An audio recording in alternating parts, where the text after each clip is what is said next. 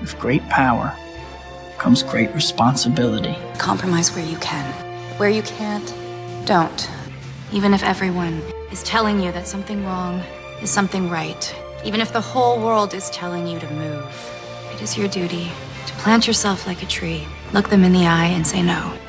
You move. Never step onto the battlefield of ideas unprepared. Before you enter the fray, you need a plan. And there's no better place to get one than right here on Tactics with host Caleb Colquitt. The Situation Room goes live now on News Radio 1440.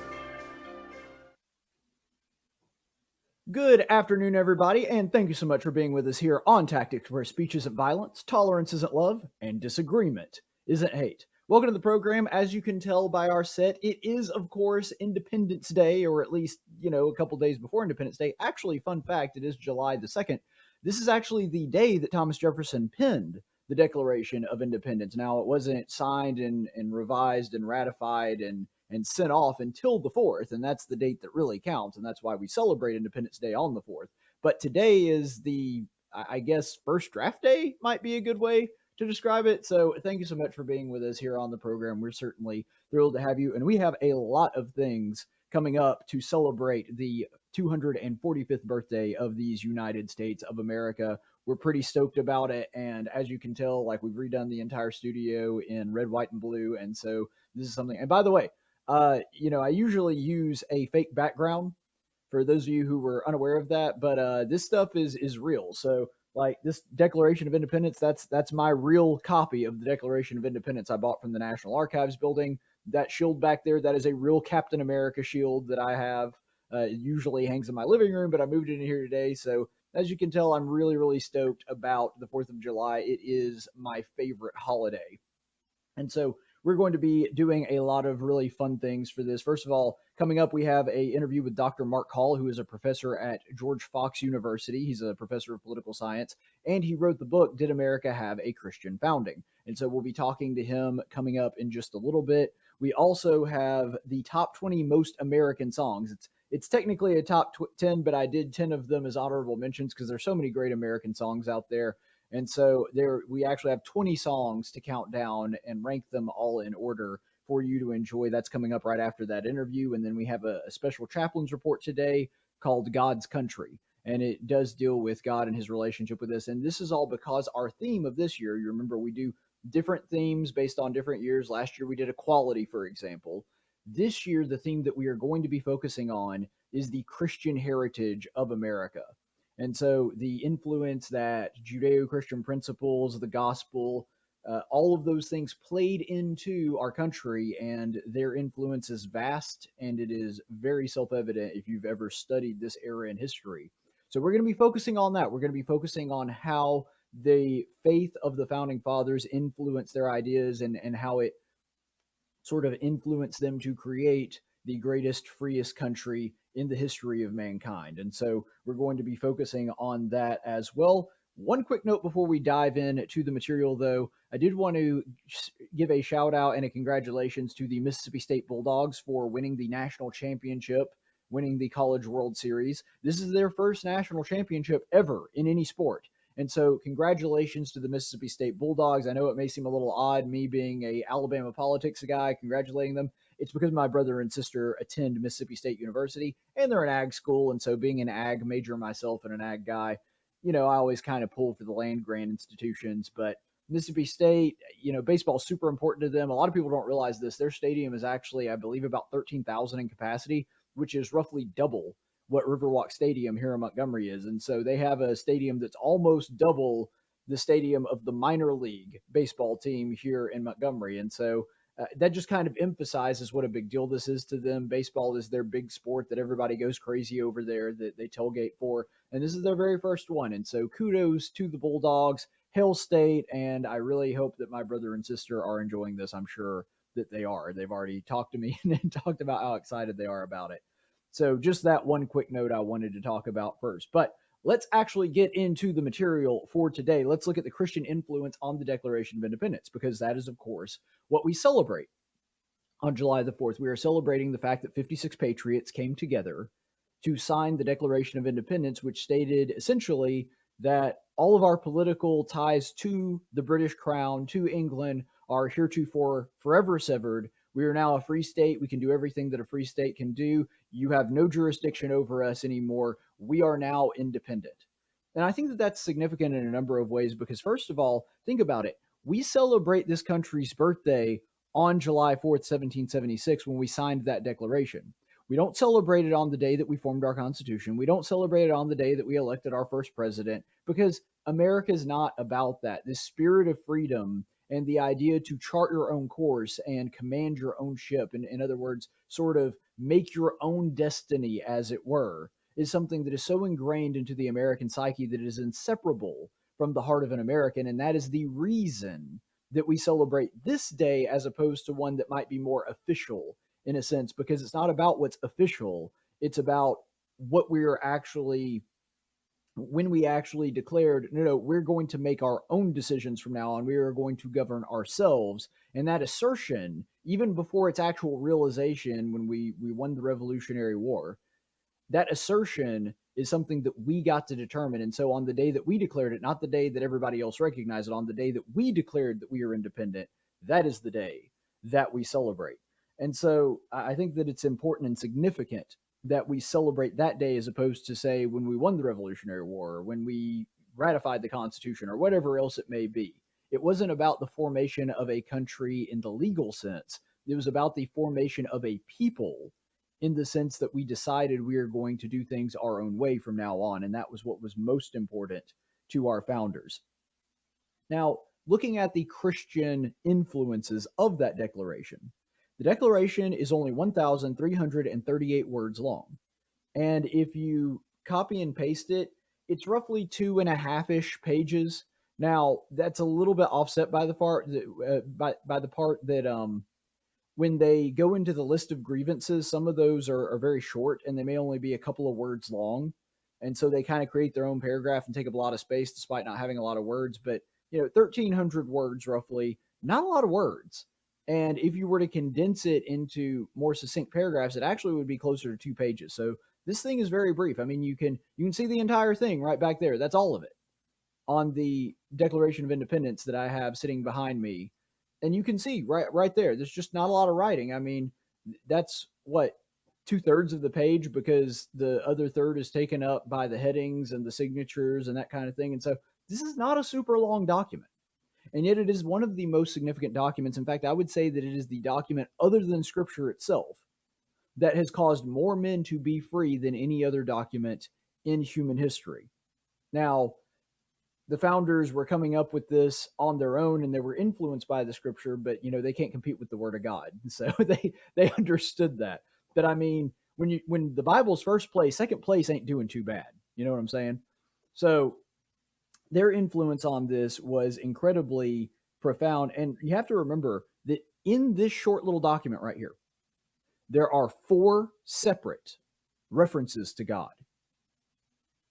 Now, in those 4 separate direct references, you have to also remember that in Thomas Jefferson's original draft, there was a 5th. And if you happen to watch our episode from last year, where we talked about equality, you will know that that 5th reference actually comes when Thomas Jefferson is actively mocking King George for daring to call himself a Christian monarch while he is endorsing slavery and perpetuating it.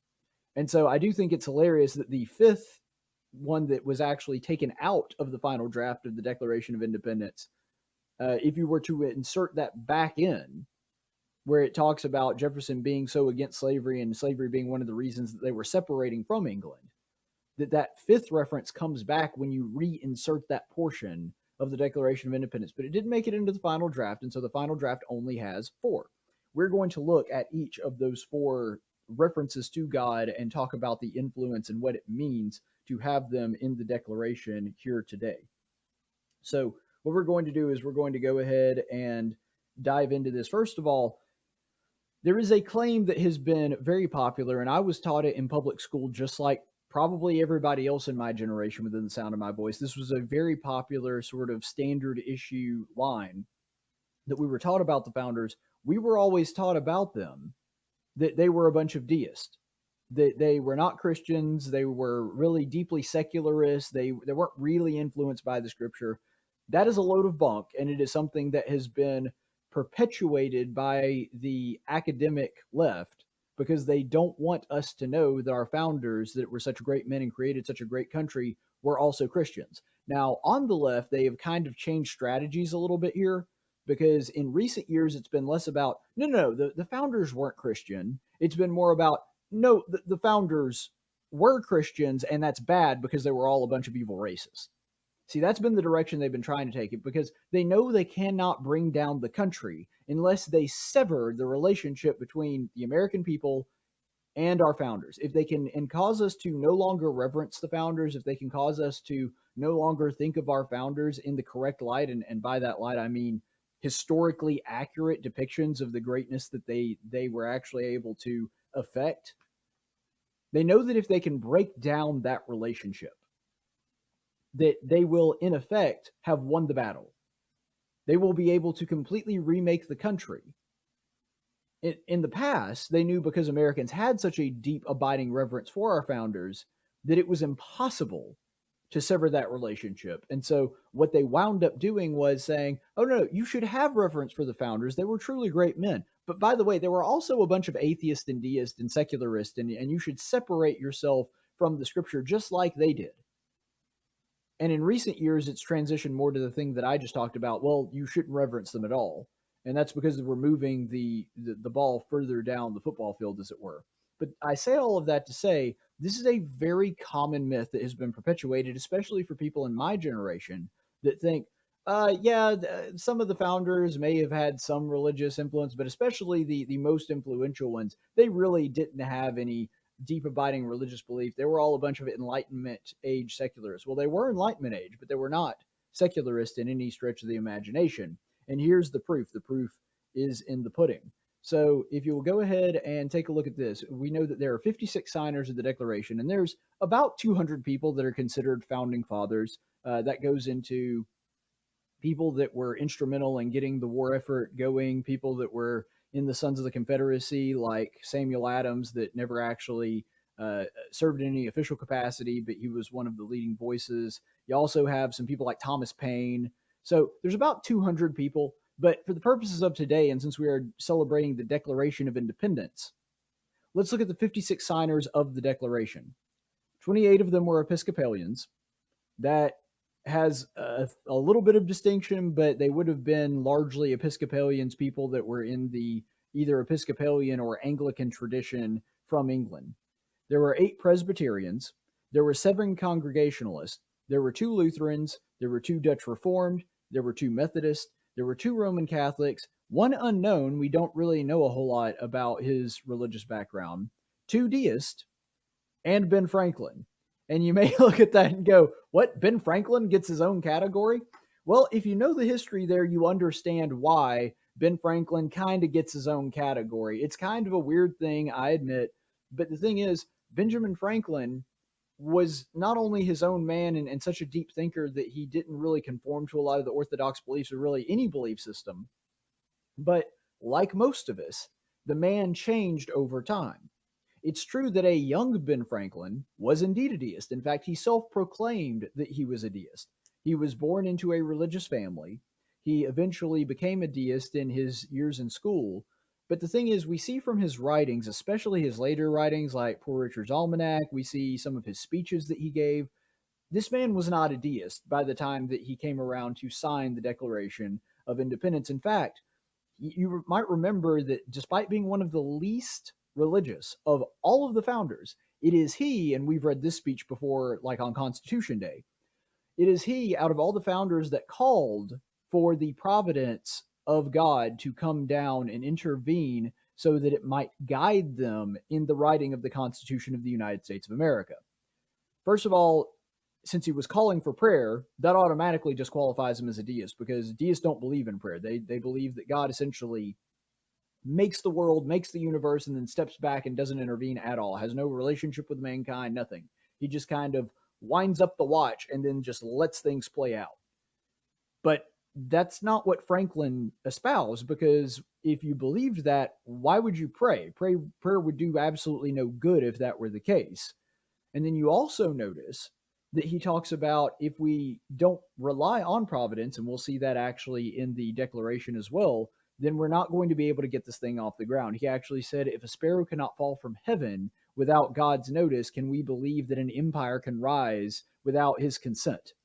So essentially saying that God does directly involve himself in the affairs of man. In fact, that speech starts out with the line, the older I get, the more convinced I am that God rules in the affairs of men. And so this is somebody that is not just a deist, he's the direct opposite of a deist. He believes very strongly in divine providence. And so I know that was a long explanation for just one of the signers, but that's who Ben Franklin was. Like a lot of us, his beliefs changed over time. He was a deist at one time, but by the time he gets to the signing of the Declaration, he had a lot more orthodox Christian beliefs, especially the belief that God intervenes directly with us. And so you look at all of that, that's pretty crushing evidence.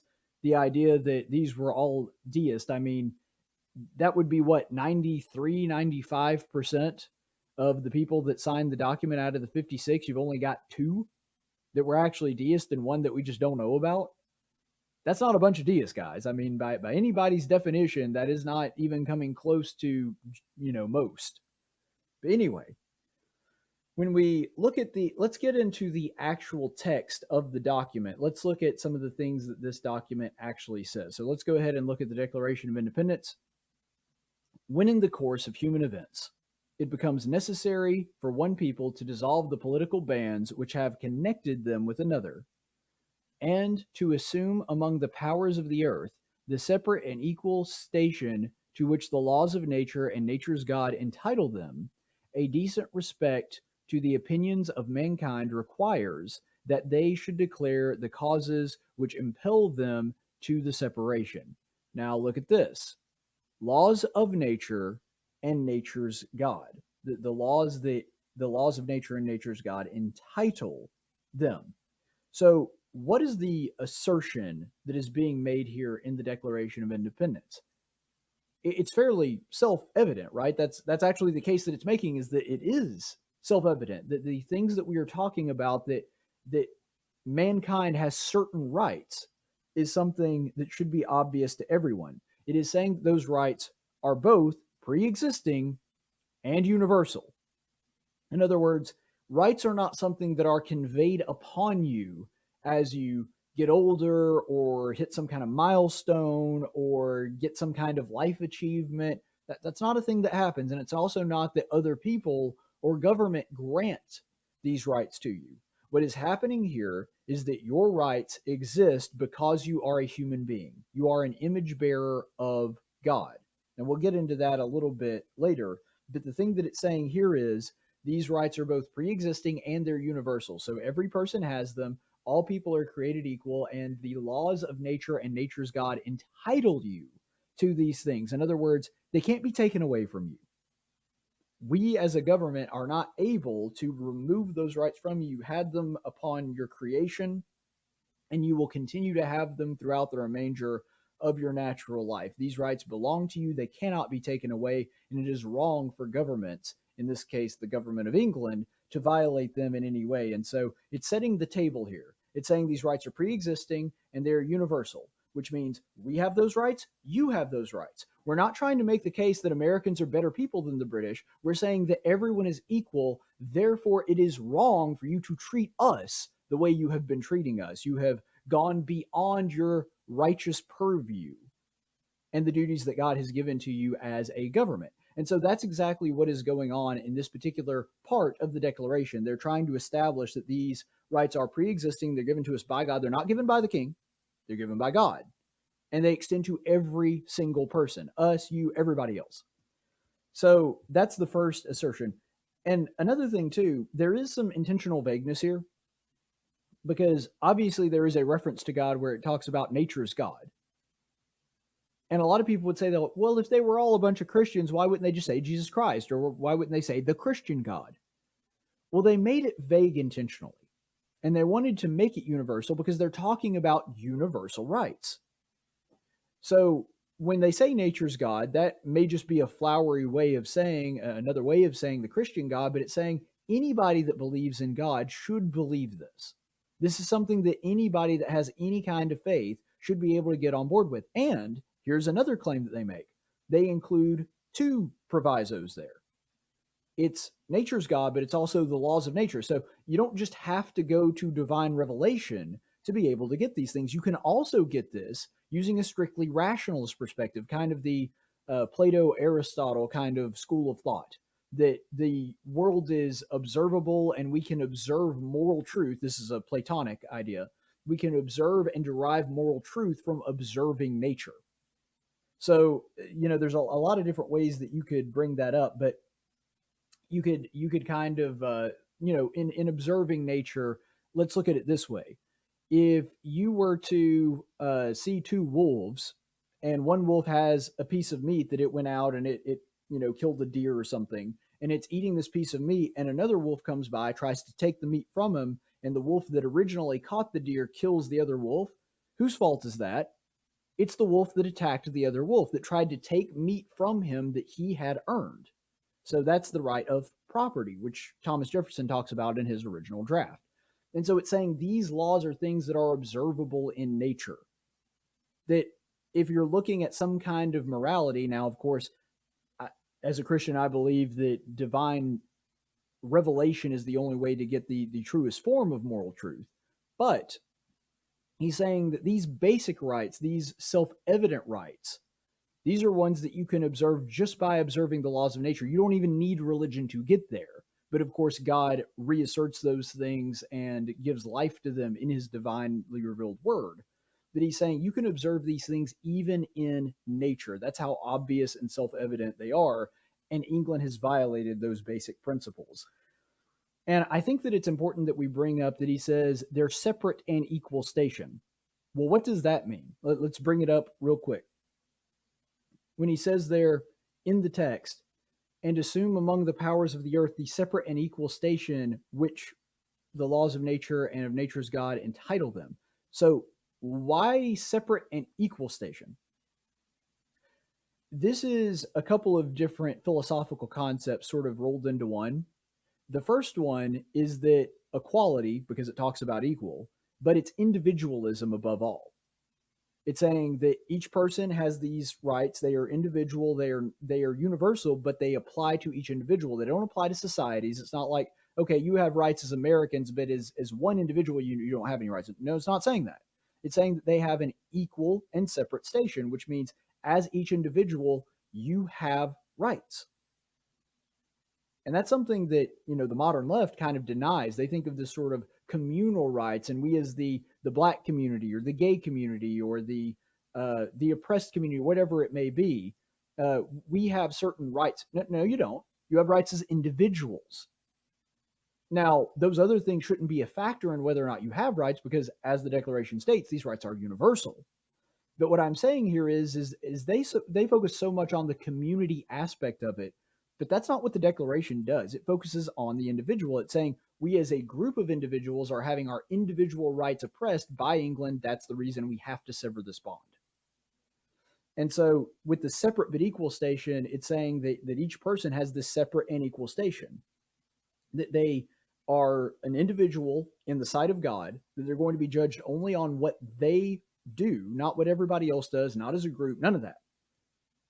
But it's also an equal station, so we're all equally valuable in God's sight. And so that's exactly what it's talking about. It's the ultimate form of individuality, in a sense. And you have to keep in mind, too, that when we're talking about where these Christian influences come into, and they cite it right there, they say this comes directly from nature's God.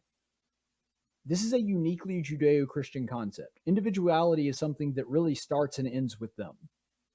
And the reason I say that, and I've studied a lot of religions of the Near East and other places in the world my entire life.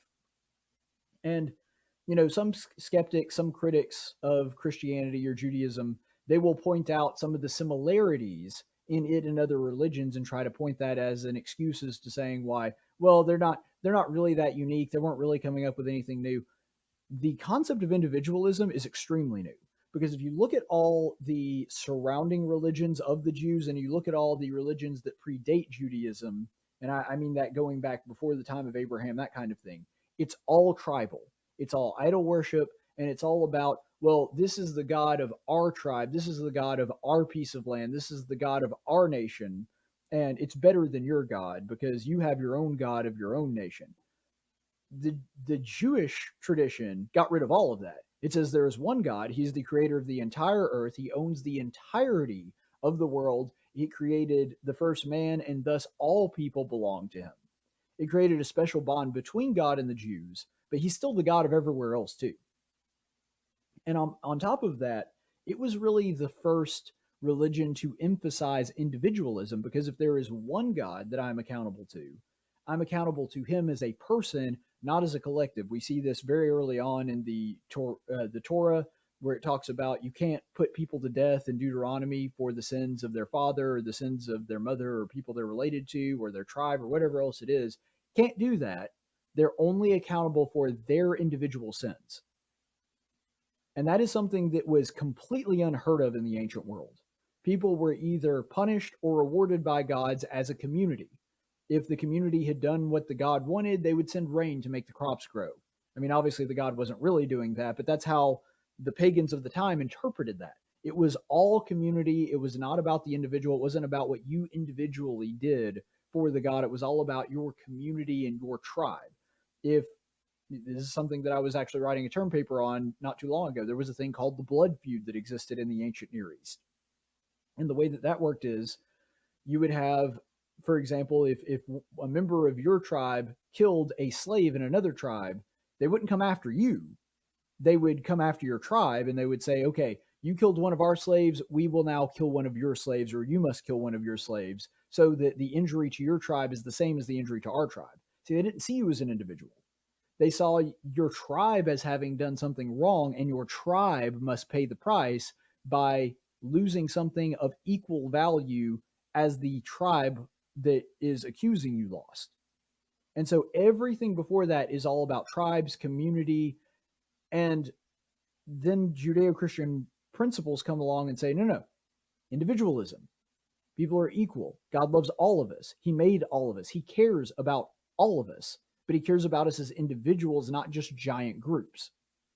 And that is something that the Judeo-Christian principle, the Judeo-Christian tradition created that principle very early on. And that is something that comes directly from that line of thinking that we're seeing here espoused in the Declaration of Independence. Now, let's go ahead and look at the next one in the part of the Gwen Berry, who hopes to represent the United States as an Olympian on the hammer throwing. I apologize. I hit the wrong button there. Okay, here we go.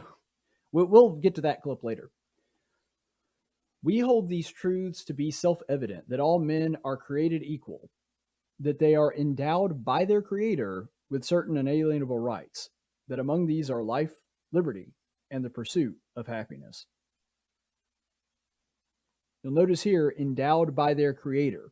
And so this is really just sort of giving another reference to the concept that they were just talking about a second ago, where ultimately what goes on here is they are endowed by their Creator. These rights come directly from God. They don't come from a government. They don't come from your group. They come from God to you as an individual.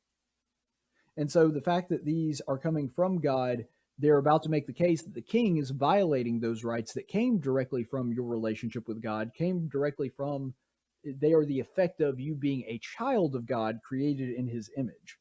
And that's the thing that is important to understand here. That is the doctrine that this assertion is rooted in. The reason that we are equal is because we're all really great people and we do really good things.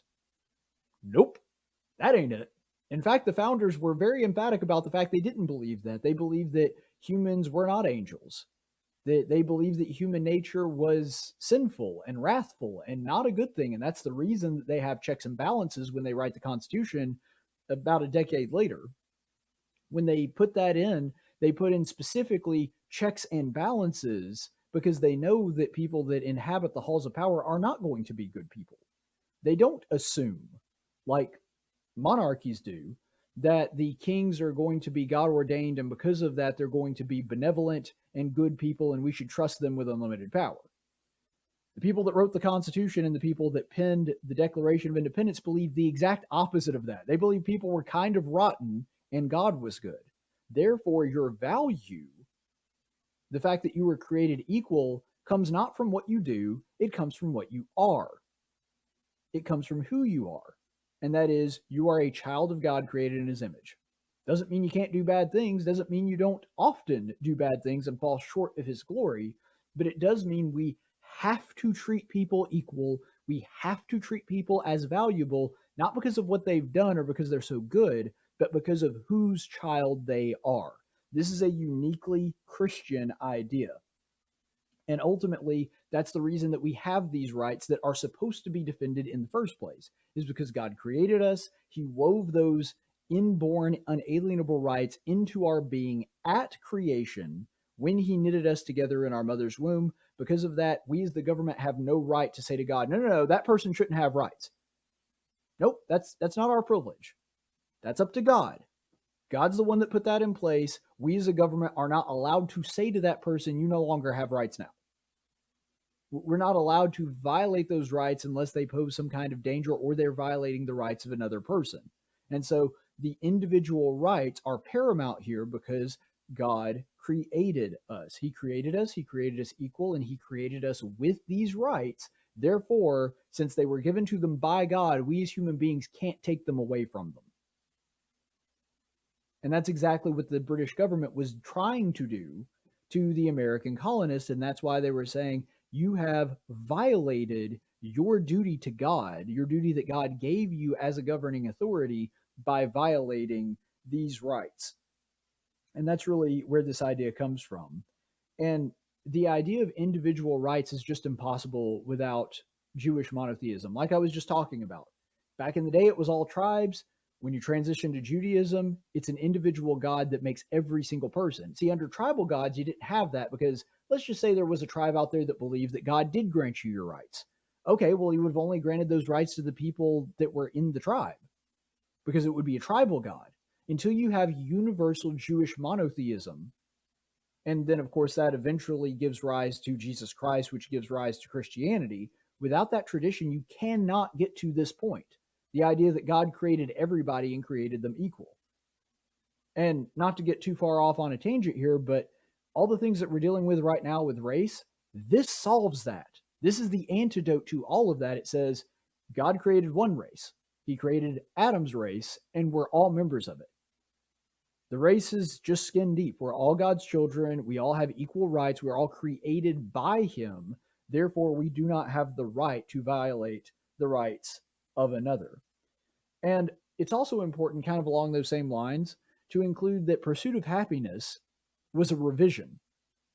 Originally, in Thomas Jefferson's draft, it said life, liberty, and property, because he was drawing that directly from the philosopher John Locke, who also derived his ideas directly from Scripture. If you've ever read his book, he makes it very clear that he is deriving these sort of moral ideas and these moral notions directly from the tradition of Scripture. But without getting too far off into the weeds about that, a lot of people speculate, and I think that this is the most logical rationale. The reason that he did not include the word property specifically and instead included pursuit of happiness when it was revised by that committee of five, including him, John Adams, Thomas Jefferson, Roger Sherman, and I forget the fifth member. But anyway, when he was doing that revision, the reason that they changed it from property to pursuit of happiness was probably because they wanted to give, they didn't want to give any leeway, didn't want to give any ammo to the argument that slavery was something that was espoused and was good. Because slavery would be a direct contradiction of everything they just said about us all being created equal, and they knew that. And so the reason that they did not include property and instead included pursuit of happiness is because it was a little more vague, and they didn't want anybody getting the idea from reading this that, oh, I have a right to property, that includes people. Well, no, people are not property, but rather than going into a long philosophical discussion about why property would not be included, or sorry, property would not cover slavery, Instead, they decided to go with something just a little bit vaguer to save space, pursuit of happiness. But the point is, it was probably included directly as a way to avoid giving the people that were proponents of slavery any breathing room or any ammo. And so that again plays to this idea that we are created equal and we are endowed by our Creator with those inalienable rights. Let's look at the third reference here. And this is one you're probably a lot less familiar with. It's not one that gets talked about nearly as much as the first two that we've looked at. We, therefore, the representatives of the United States of America in General Congress assembled, appealing to the Supreme Judge of the world for the rectitude of our intentions, do in the name and authority of the good people of these colonies solemnly publish and declare that these united colonies are, and of right, ought to be free and independent states. Now look at that. Appealing to the Supreme Judge of the world. This is a very common concept in a couple of different books. Now it's talked about in lots of different books of the Bible, but there's two where it's super prominent. Acts and Psalms. Why Acts and Psalms? A couple of different reasons. First of all, when you're talking about Psalms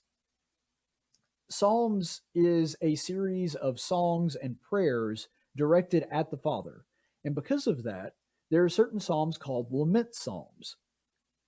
And these psalms directly make some kind of call to God to bring down judgment. Now, sometimes it's on the nation of Israel because they are behaving in a way that God would not accept. Sometimes it's to come down on Israel's enemies.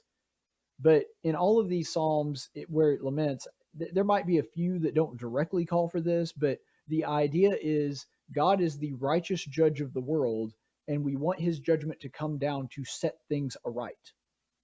And that's exactly what is being called for here in the Declaration.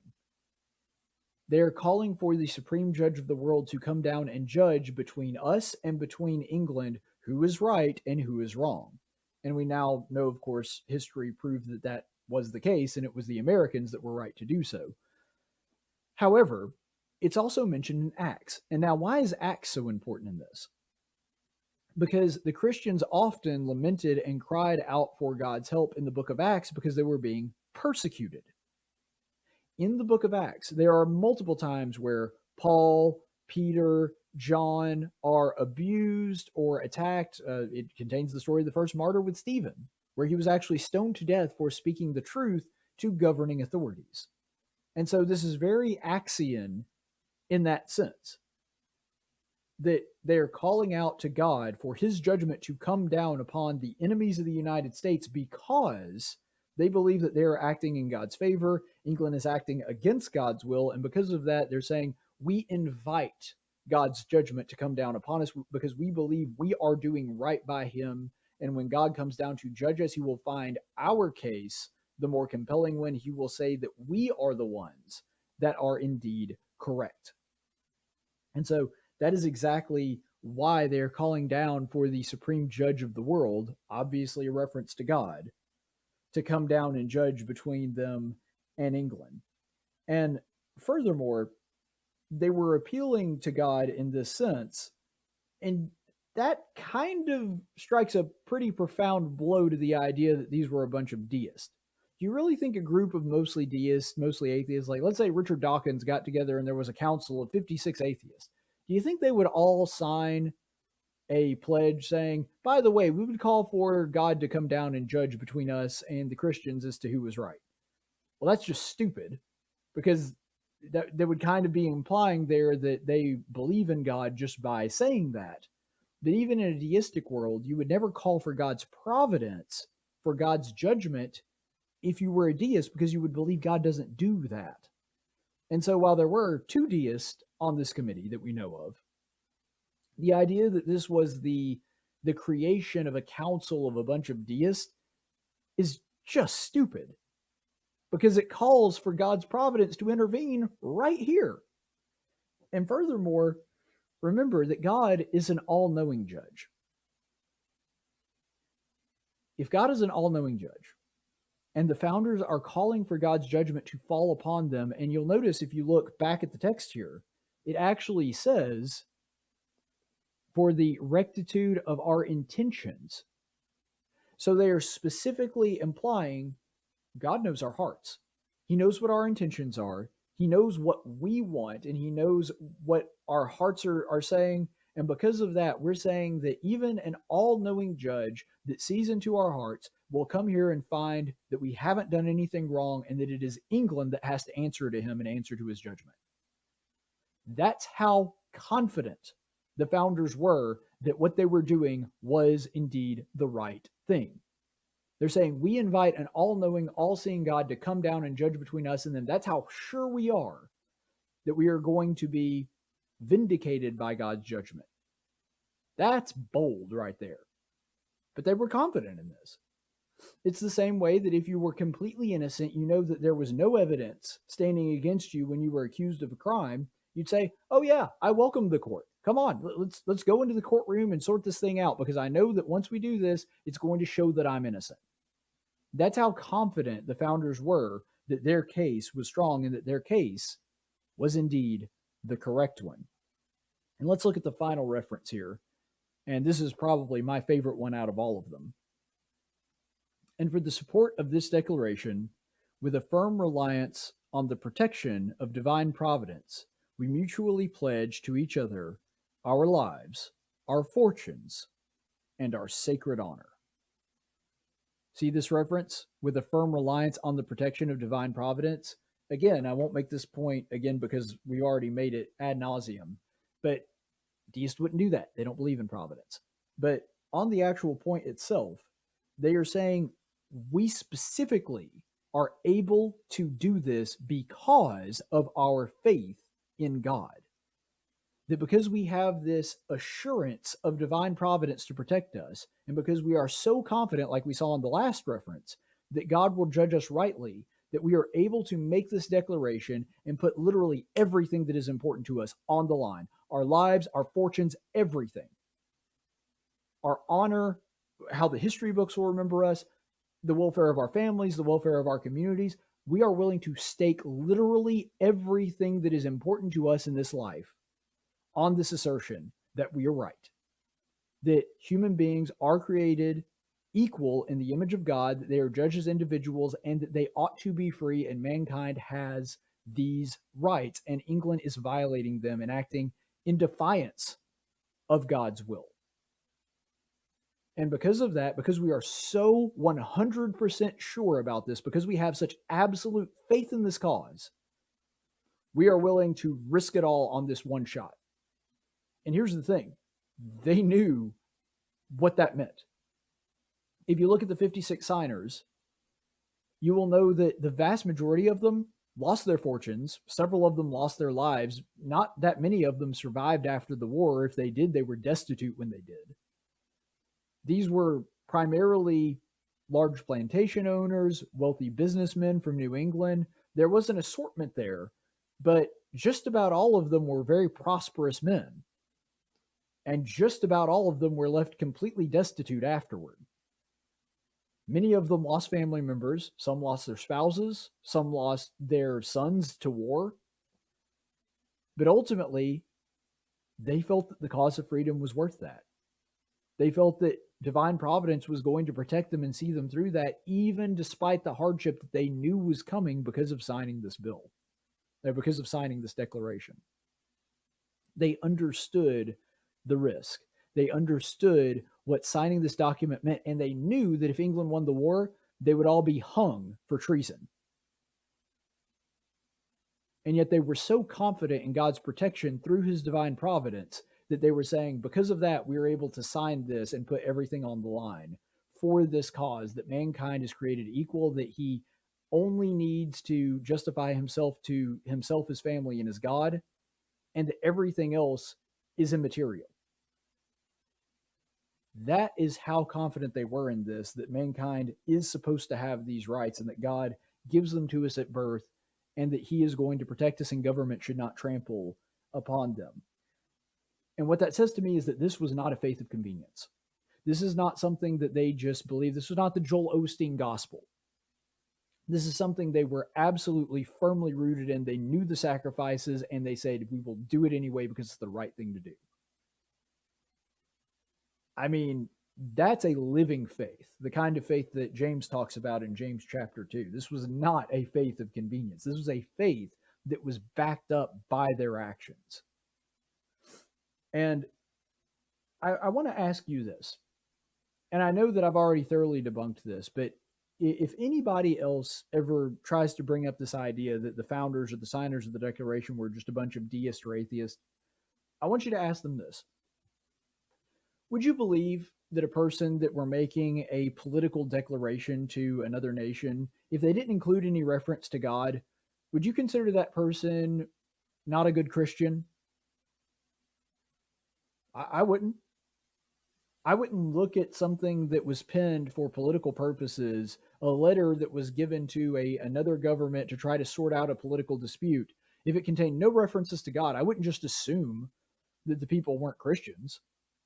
I wouldn't assume that those people weren't good Christians. Despite this, these people were including 4 different references in a very short document. And so I say all of that to say that these people weren't just Christians. These were profound Christians that deeply believed in this, because they had the option of leaving all 4 of these references out.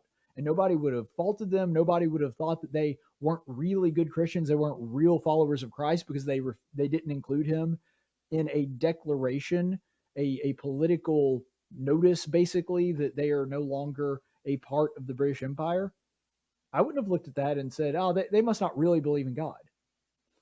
They went so far above and beyond that to say that God is the reason, he is the rationale, he is the thing that enables us to do that, that I don't think that any logical thinking person can look at this and say, no, the people that signed that document, they're not really Christians. They weren't really all that religious. I'm sorry, but that argument merely does not hold water. I would say that there is no merit to it whatsoever. Because what this essentially was, this was Moses standing before Pharaoh saying, let my people go. Now, I know the founders didn't get a direct revelation from God at a burning bush. I'm not suggesting it's exactly the same in that sense. I'm not even suggesting it's exactly the same in significance, because as important as the Declaration of Independence is, it is not the same thing as the start of God's nation. It's not that important. I mean, it's really important. I think I've made it pretty clear that I believe that, but it's not as important as that.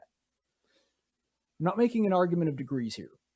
What I am saying is, it was similar in the sense that these men who had nothing but their own pluck, their own faith in divine providence to back them up, was saying to the most powerful empire in human history, which at the time they were writing this, that's what England was. At the time Moses said this to Pharaoh, that's what Egypt was. In the same sense, they were able to walk up to the biggest tyrant in the world that had everything going for them, and they had nothing to back up their claims except for God being on their side. That's it. Moses did not have an army. He did not have a fighting force of any kind. He didn't have anything to threaten Pharaoh with other than the fact that God's on my side and he is not on your side. And that's exactly what the founders had. And this declaration proves that that's exactly how they thought of it too. They said, look, these truths that we hold to be self-evident, that all men are created equal and they are endowed by their creator with certain inalienable rights, and among these are life, liberty, and the pursuit of happiness. They were able to say that because we've got the supreme judge of the world on our side. He is going to prove when he judges between us and between you who is right, and it's going to be us. You don't do that unless you have a strong faith. You don't do that unless you're convinced that you're on the right side of God's favor. And so because of that, I'm just trying to emphasize, not only did the founders themselves, not only were they influenced by the teachings of scriptures, but they were influenced by its narrative. They were influenced by the way that people that had faith in God conducted themselves, because they lived it out in their actions. It wasn't just that the ideas in the Declaration are uniquely Christian, Judeo-Christian principle ideas, but more importantly, that the action of declaring themselves independent in the first place was something they were only able to do because of their faith. Because you don't challenge the empire unless you've got something up your sleeve. And in their case, it was God. And that was all they needed, which is good because they didn't have any other advantage. The British Empire would have crushed them several times over had it not been for God intervening directly. And the same thing is true for the children of Israel. There was no way the children of Israel were going to overtake Egypt. That's just not a thing. Without God, they would have had zero chance of escaping on their own. And that was the point. It is a display of God's power, his mercy, and as long as you are espousing the principles and living the way that God tells you to live, that you're going to be vindicated and rewarded by God for that. That's what our founders believed, and that is the influence that God had over our Declaration of Independence. So we've got that interview coming up with Dr. Mark Hall in just a second, talking about our Christian founding, and then we've got the top 20 most American modern songs. So that is all coming up in just a second. We'll be right back on Tactics. Speech isn't violence. Tolerance isn't love. Disagreement isn't hate. You're listening to Tactics with Caleb Colquitt. If you want to hear more, subscribe to him on YouTube, like him on Facebook, or follow him on Twitter at Tactics Radio. Hey, where you going? Champ? Slugger? Hey, cowboy. Where you going? Where you going? I'm going out! Hey everybody, it's Caleb here, and I'm coming to you heading south on I-65. I was thinking about the recent expansion of Amtrak, which of course is federal government subsidized public transportation in the form of trains. And being on the road, I just kind of contrasted that to driving your own personal vehicle. I thought about the reason that people on the left tend to favor public transportation, and the reason that people on the right tend to favor private transportation, like owning your own vehicle. Pickup trucks, Jeeps, motorcycles, whatever you may want to drive. And I thought about how this really illustrates the difference in those two philosophies in a lot of ways. For one, it really boils down to individualism. I mean, in a way, your vehicle is an expression of who you are. Some of you may have a pickup truck because it helps you with work. Some of you may have a delivery van because you're in some kind of occupation where you deliver things. Some of you may have any number of different cars and have them customized with certain paint jobs or certain decals because ultimately it's an expression of who you are. That doesn't happen with public transportation. Everybody's on the same cart that looks exactly the same as every other cart. And when it comes to Amtrak, besides them just hemorrhaging money and besides it being a favorite transportation of people in urban areas, ultimately I think the reason that people on the left just sort of fundamentally favor public transportation a lot more is because it doesn't treat people like individuals. Is there any greater expression of freedom than owning your own vehicle, learning how to drive, getting your license at 16, and basically having the world as your oyster? I mean, you can jump out anytime you want to. If you want to wake up at 2 a.m. and jump on your motorcycle and just take off into the blue, or I guess at that time of day into the black, that's your business. It's up to you. You do it when you want to. It works around your schedule. That doesn't happen with public transportation. With public transportation, you have to show up when they tell you to show up, get on the train when they tell you to get on the train. It goes at a set miles per hour. It plans out the trip exactly, and it can't go anywhere else other than where it was already designated because it's on tracks. It literally can't go anywhere other than staying on the line that government set out for it at its onset. And I think that that's kind of the way that people on the left view people too. They want government to lay out a track for you, and you get on when they tell you to get on, you get off when they tell you to get off, and basically everything is planned ahead of time. It's not like having your own vehicle where if you are in an off-road vehicle like a Jeep, you jump in your Jeep and you don't even have to stay on the road if you want to. You can just drive out into the middle of nowhere. If you're in a pickup truck, you can just drive out in the middle of a pasture. If you are on a dirt bike, then you can do that. I mean, there's no greater symbol of freedom than being on the open road, and that's why I think people on the right tend to favor it more. In a lot of ways, it is one of the most American signs of liberty that we have in our culture. And ultimately, the left just doesn't like individualism or liberty. And that's why they'd rather have your government-issued standard public transportation that requires you to stay in the lines and work off their schedule and do things according to their plan. The right just wants you to be able to essentially do what you want. Speech isn't violence. Tolerance isn't love. Disagreement isn't hate. You're listening to Tactics with Caleb Colquitt. If you want to hear more, subscribe to him on YouTube, like him on Facebook, or follow him on Twitter at Tactics Radio. Welcome back, everybody. Thank you so much for being with us here on Tactics, where speech isn't violence, tolerance isn't love, and disagreement isn't hate.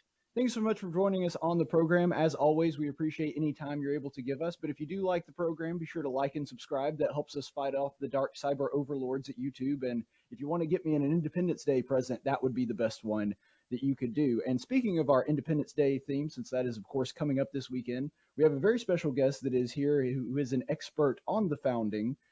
His name is Dr. Mark Hall. He is with George Fox University, a professor of political science there, and has written the book, Did America Have a Christian Founding? He's actually been on the program once before, so let's welcome him back now. Dr. Hall, how are you? Doing well. Thank you for having me. Yeah, excellent. And always a pleasure to be able to have you on the program. We've only had you on once before, but I think this is the first time you've Zoomed in, so it's good to actually be able to see your face. One thing that I did want to ask you too, about Did America Have a Christian Founding? Since you're the guy that literally wrote the book on this, one of the things that we've been focusing on in this particular Independence Day, because I always try to do something different for each Independence Day, even though it's along the same kind of theme. We've been really looking into and diving into the Christian heritage of our founders today and how their Christian beliefs, even though they were varied and they belonged to different denominations, there was a common running theme there going back to their belief in God and their belief that he would set things right is actually what allowed the founding to take place. So if you could offer a little commentary on that for us. Sure. Well, let's begin with the 40,000 foot view. So virtually every American of European descent was a Christian. About 98% were Protestants, 2% were Roman Catholic. There may be 2,000 Jews in 4 or 5 cities. So everyone would have identified as a Protestant. As you said, there were different denominations, but overwhelmingly Reformed or Calvinist. About 75% were Congregationalists and Presbyterians and Reformed Baptists, about 15% Anglicans or so. And as Protestants, they took the Bible seriously. They were people of the book. They routinely quoted the Bible, oftentimes without citation. They made biblical arguments, and they certainly were thinking in biblical terms when they many of them decided to resist Great Britain's, what they considered to be tyrannical acts. Yeah, and one thing that you mentioned there that I think is always used as a point against the idea that we had a Christian founding, but I think is actually a point in its favor, is that it was very often that the founders would quote the Bible without citing it. And so these are often dismissed as, well, those aren't really like if they really wanted to quote the Bible or invoke some kind of religious theme in whatever it was they were addressing there, they would have given you book, chapter, and verse, or they would have directly said, from the book of. But here's the thing. I think we do that a lot now in our present society because the level of biblical literacy is very low. Back then, as you pointed out, in the United States, it would have been very, very high. And so it would be kind of like quoting Avengers Endgame. Like, it's something that almost everybody knows. There's really no need to cite it. If you're doing something that's a direct quote, people will automatically recognize it without you having to cite it. And I actually think that, if anything, strengthens the case that not just the founders, but the people they were conversing with were extremely biblically literate. Yeah, no, that's exactly right. There was simply no need to include citations. And so some modern scholars get misled by this. So a very prominent student of the American founding basically said, I'm paraphrasing, but he said, there is no evidence that George Washington ever read the Bible or quoted it. And yet he quoted Micah 4:4 more than 40 times. The problem is, as you suggested, he simply paraphrased it without having the citation. And so this very prominent student of the American founding who is biblically illiterate simply missed out on it. Ben Franklin had a great letter to someone in England. He was republishing his work in in England, and he basically said, in America, we don't need to include the biblical citations because everyone knows the Bible. However, in England, not so much biblically literate, and so therefore I'm going to include the biblical citations in the English version of this text. Right, and I think that that does show not only their desire to know it, but also their reverence for the Word of God. So let's get a little bit more specific, since we are here on the 245th anniversary of the signing of the Declaration of Independence. Now, this is a very short document, and yet it has 4 direct mentions to God. But some people will write that off because they'll say it doesn't, other than the reference to nature's God, it just kind of indirectly addresses it. But I think that even in the parts of it that don't directly mention God, as it were, it's kind of like the book of Esther, which never actually mentions God at all, but very strongly implies his providence is in play. And so could you talk to us a little bit about the influence of the Christianity of the founders on the Declaration of Independence? Sure. And I think sometimes people get a little misled here because everyone knows that Thomas Jefferson drafted the Declaration of Independence. And Thomas Jefferson is that rare American founder who is not an Orthodox Christian. We know from his private correspondence that he believed in God, but that he rejected miracles, the atonement, the virgin birth, and this sort of thing. And yet this fundamentally misunderstands the nature of a document like the Declaration of Independence. Jefferson did write the first draft, but there was a committee of 5 that revised this draft, including Roger Sherman, the old Puritan from Connecticut. This document then went to the full Congress that revised it again and added to it, including some of these references to God.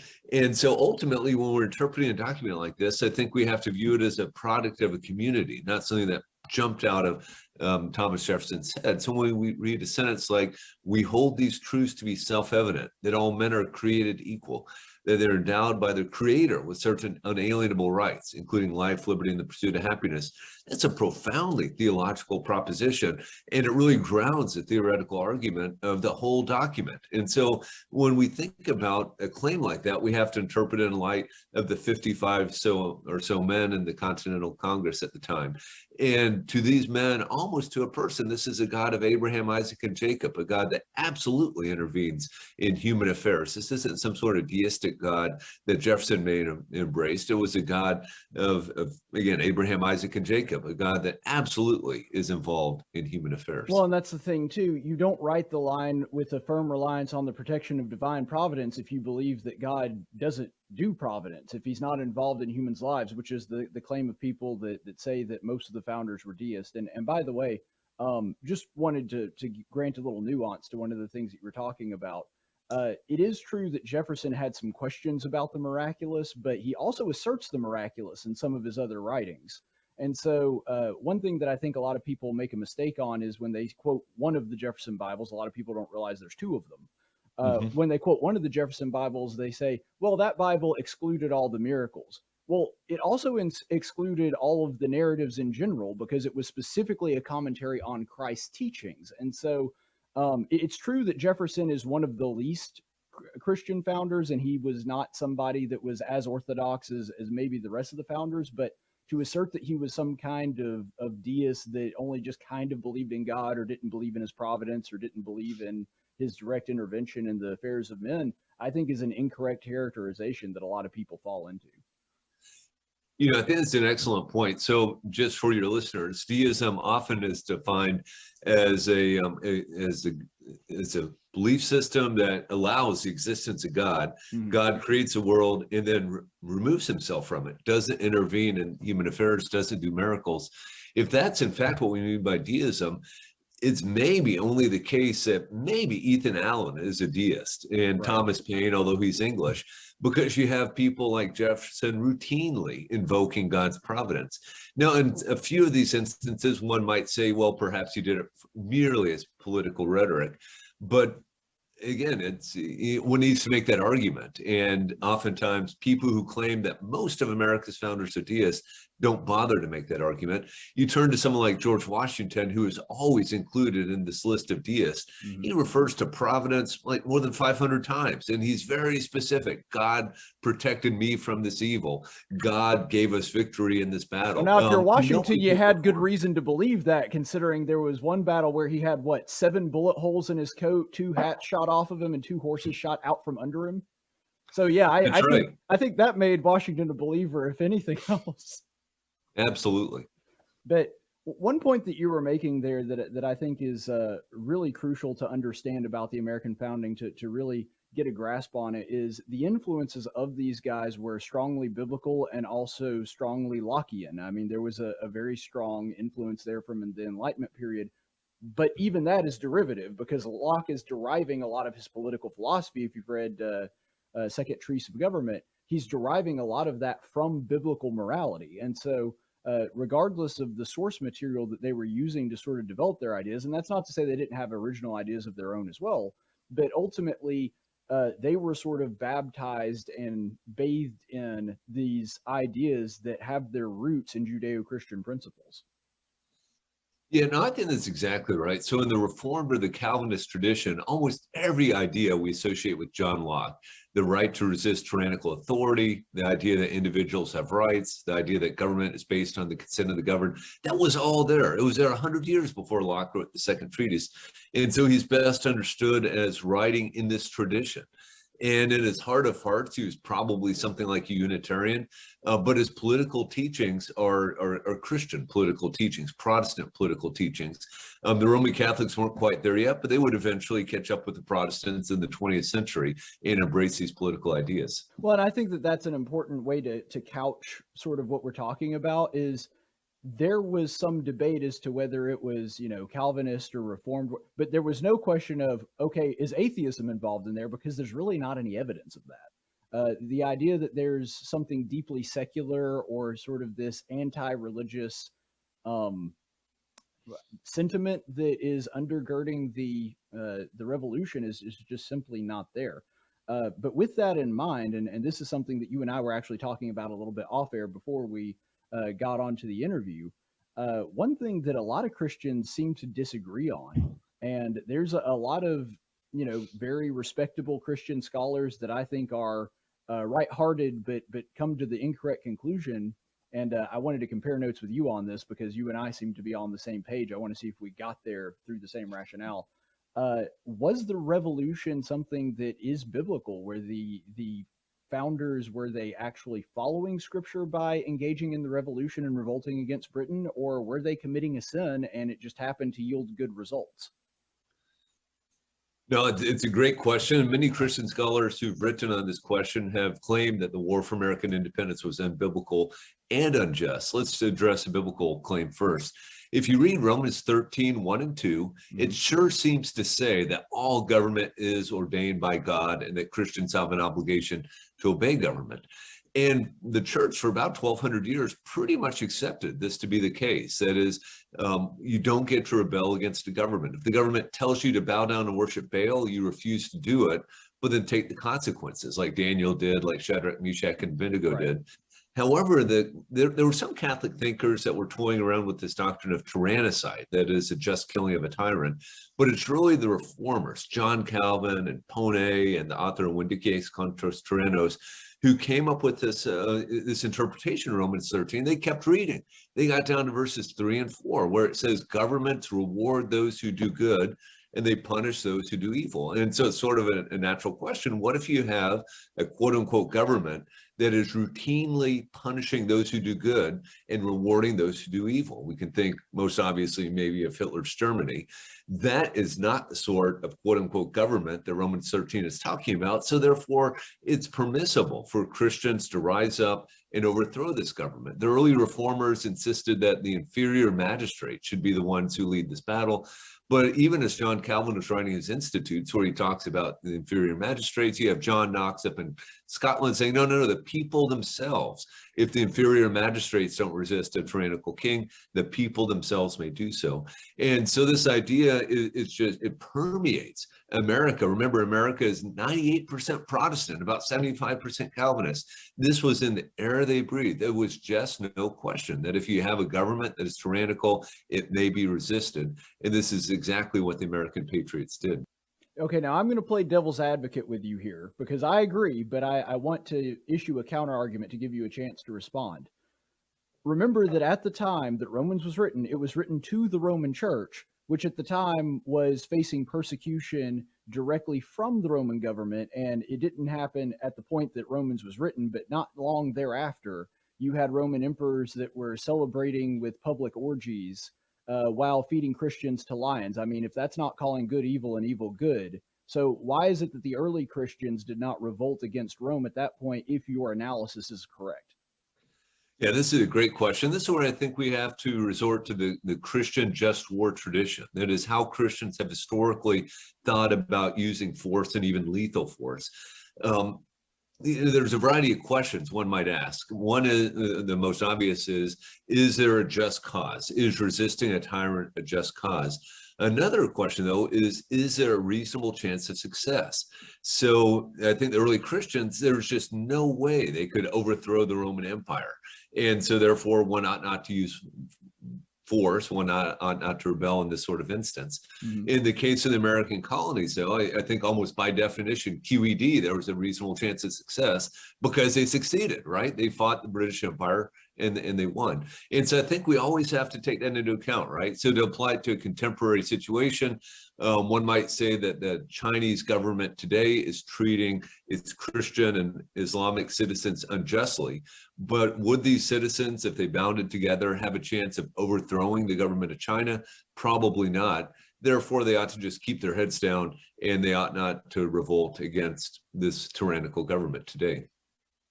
That's a very pragmatic and utilitarian answer. I don't know that I necessarily disagree with it, but I'm just saying that, like, usually in the moral sense, you don't consider the practicality, at least in the form of whether or not it's good or evil. You do consider the practicality, of course, as to whether you can do it, which you just brought up. And I mean, I think that that's wise. God doesn't want us to be suicidal, but at the same time, I do think that whether or not something is a moral good or moral evil, practicality rarely, if ever, plays into that equation. My rationale for it is a little bit different than yours, and I just kind of want to bounce this off of you and see what you think about it. My contention was, okay, we do have to submit to government authority. The question is, which one?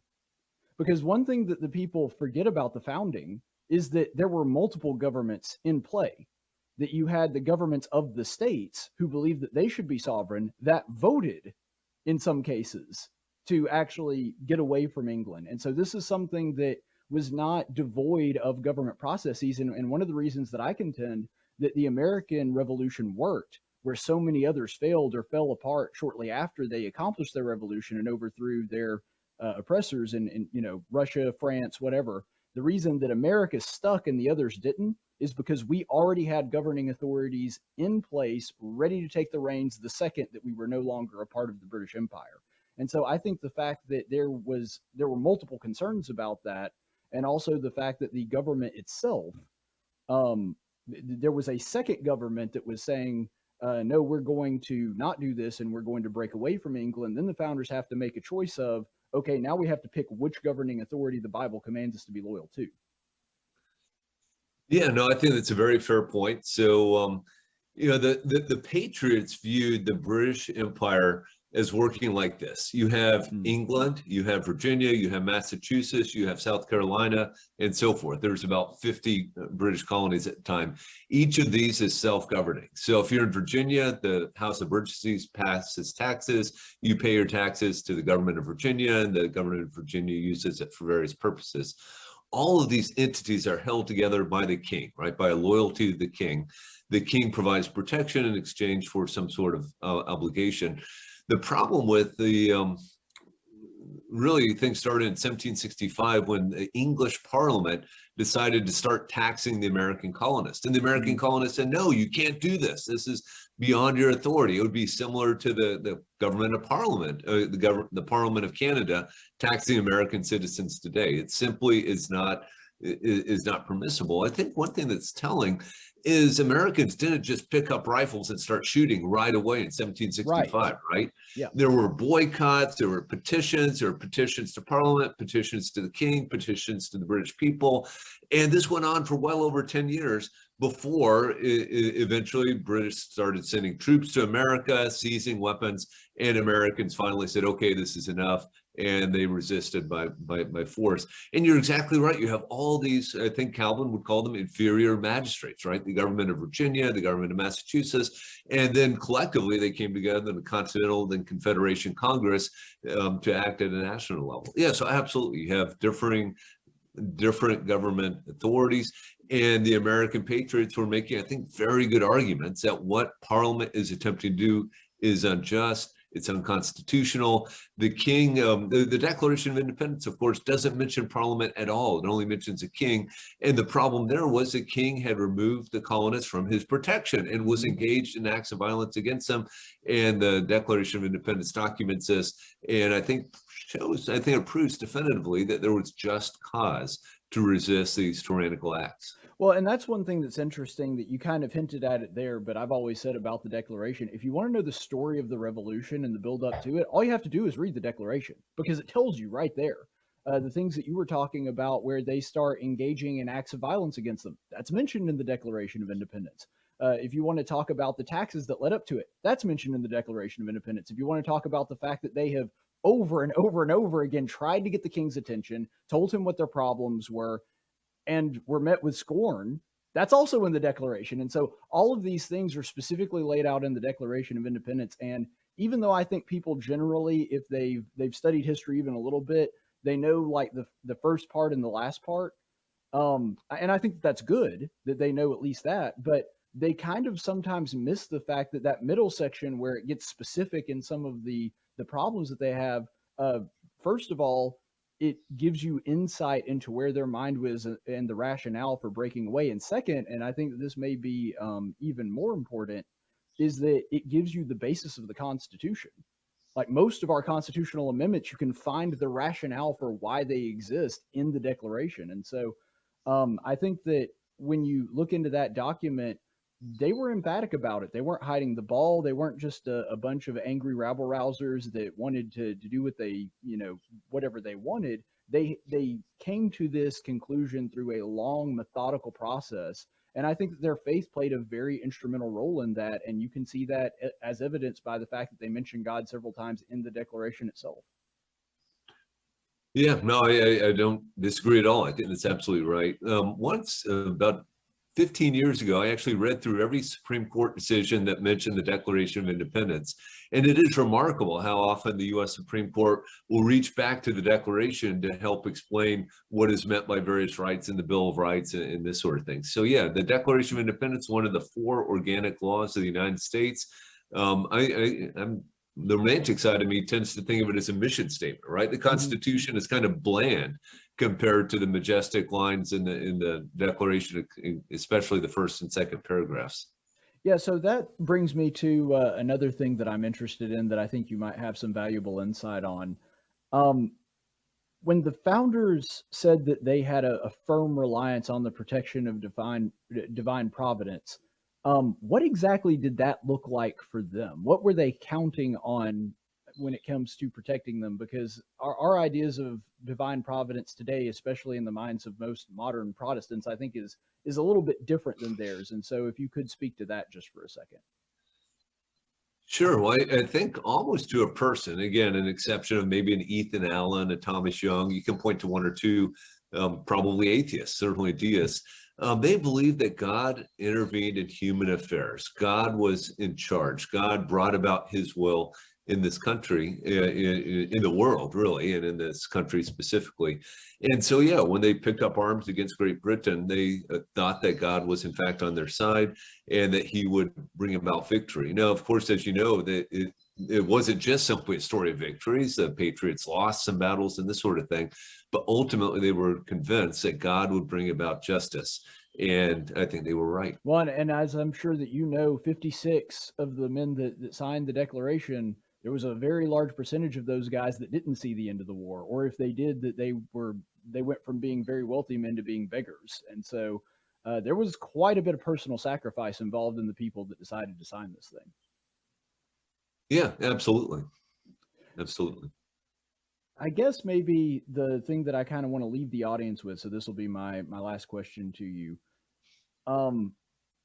When it comes to the basic ideals of life, liberty, and property, if you're looking at Thomas Jefferson's original draft, Pursuit of Happiness, if you're looking at the revised one by Adams and Benjamin Franklin, when you're looking at that, those primordial rights that are mentioned there seem to be the primary driving force behind their decision that the government is violating these, therefore it is right for us to break away from them. What do you think is the scriptural bedrock for that? What scriptures had the most influence on them and drove them to believe that these are the rights that are most important, that are being set upon by the British crown, and because of that we must break away from them? Yeah, no, that's a great question. I like that a lot. So the founders explicitly argue that humans are created in the imago Dei, the image of God, and therefore should be treated with dignity and respect, and therefore life should be protected, right? James Wilson, the early Supreme Court justice, is crystal clear that from its conception until the natural end, life must be respected. And so when you have a government that is threatening innocent human life, this is a very serious problem. As well, liberty, the idea that individuals must be free to worship God according to the dictates of conscience and act upon their religious convictions. When the British government was threatening to send a bishop to British North America, presumably to crack down upon all these dissenting Protestants, these non-Anglicans, they saw a real existential threat to liberty, a proper God-given understanding of liberty. And the founders, incidentally, understood that there's a difference between liberty and licentiousness. This is a difference that is lost on us today, right? So the U.S. Supreme Court says, for instance, that we have a right to curse in public. We have a right to burn the American flag as a form of political protest. The American founders would have had no idea about this. They would say, no, that's licentiousness. You don't have a right to do that sort of thing. We have a freedom and ability to do what is right. Yeah, so they grounded these rights absolutely on the word of God in Christian theology. And that's just life or liberty. We could keep going if you wanted, but those are probably two of the most important and essential rights. Yeah, just a quick little note on that, because I agree with you, because just because you have the right to do something doesn't mean that you ought to do it. And it also, liberty in the scriptural sense always comes coupled with responsibility. There is no exception that I'm aware of where liberty and responsibility don't come hand in hand when they're granted in the scripture. But a great example of that is George Washington did not allow his soldiers to drink or cuss in the army. Now think about that. Compared to, and I love our servicemen today, but they're kind of known for drinking and cussing, and that's not a thing that would have been allowed in George Washington's army. But yeah, so what you're talking about there, and I know that I said that was going to be my last question, but I think I have to ask one more just because it made me think of something else. There is so much, and I hate that I even have to address this, but it is the elephant in the room here. There's been so much said, especially recently, about the founders when it came to race relations and how they didn't really mean what they said when they were saying all men are created equal in the Declaration, and that was just flowery language, which I would offer the counter argument of, well, if slavery was popular in the day as you claim it is, then why would that have been something that it would have been for political expedience if people don't like it? But anyway, getting off that point, do you think that Jefferson and the Committee of Five, and then eventually the 56 signers, genuinely believed this idea that you're talking about of man being created in God's image, and that extended to all men? I think they absolutely did. And they were reasoning to the proper conclusion that therefore slavery is unacceptable. Slavery must be ended. And they took a number of steps to end it, right? So 8 states voluntarily ended slavery or put slavery on the road to extinction between 1776 and 1804. We forget about this. Nobody knows this, right? Including, you mentioned the Committee of Five. Roger Sherman from Connecticut never owned a slave. In 1783, he penned the statute in Connecticut that put slavery on the road to extinction. He understood that slavery was an unacceptable practice. The Northwest Ordinance, passed by the Confederation Congress, banned the expansion of slavery into the Northwest Territory. Those territories that became the states of Ohio and Michigan and Wisconsin, Minnesota, and that sort of thing, Illinois, Indiana. They understood slavery was an evil and it had to be ended. Very unfortunately, in the 1790s, Eli Whitney invented the cotton gin, which made cotton production far more profitable in the American South. And so slavery sort of got a new lease on life in the American South. And eventually, Southerners started defending slavery as a positive good. But nobody, literally no one in the American founding defended slavery as a positive good. I think everyone recognized it was an evil that needed to be ended. They were optimistic that it would be ended.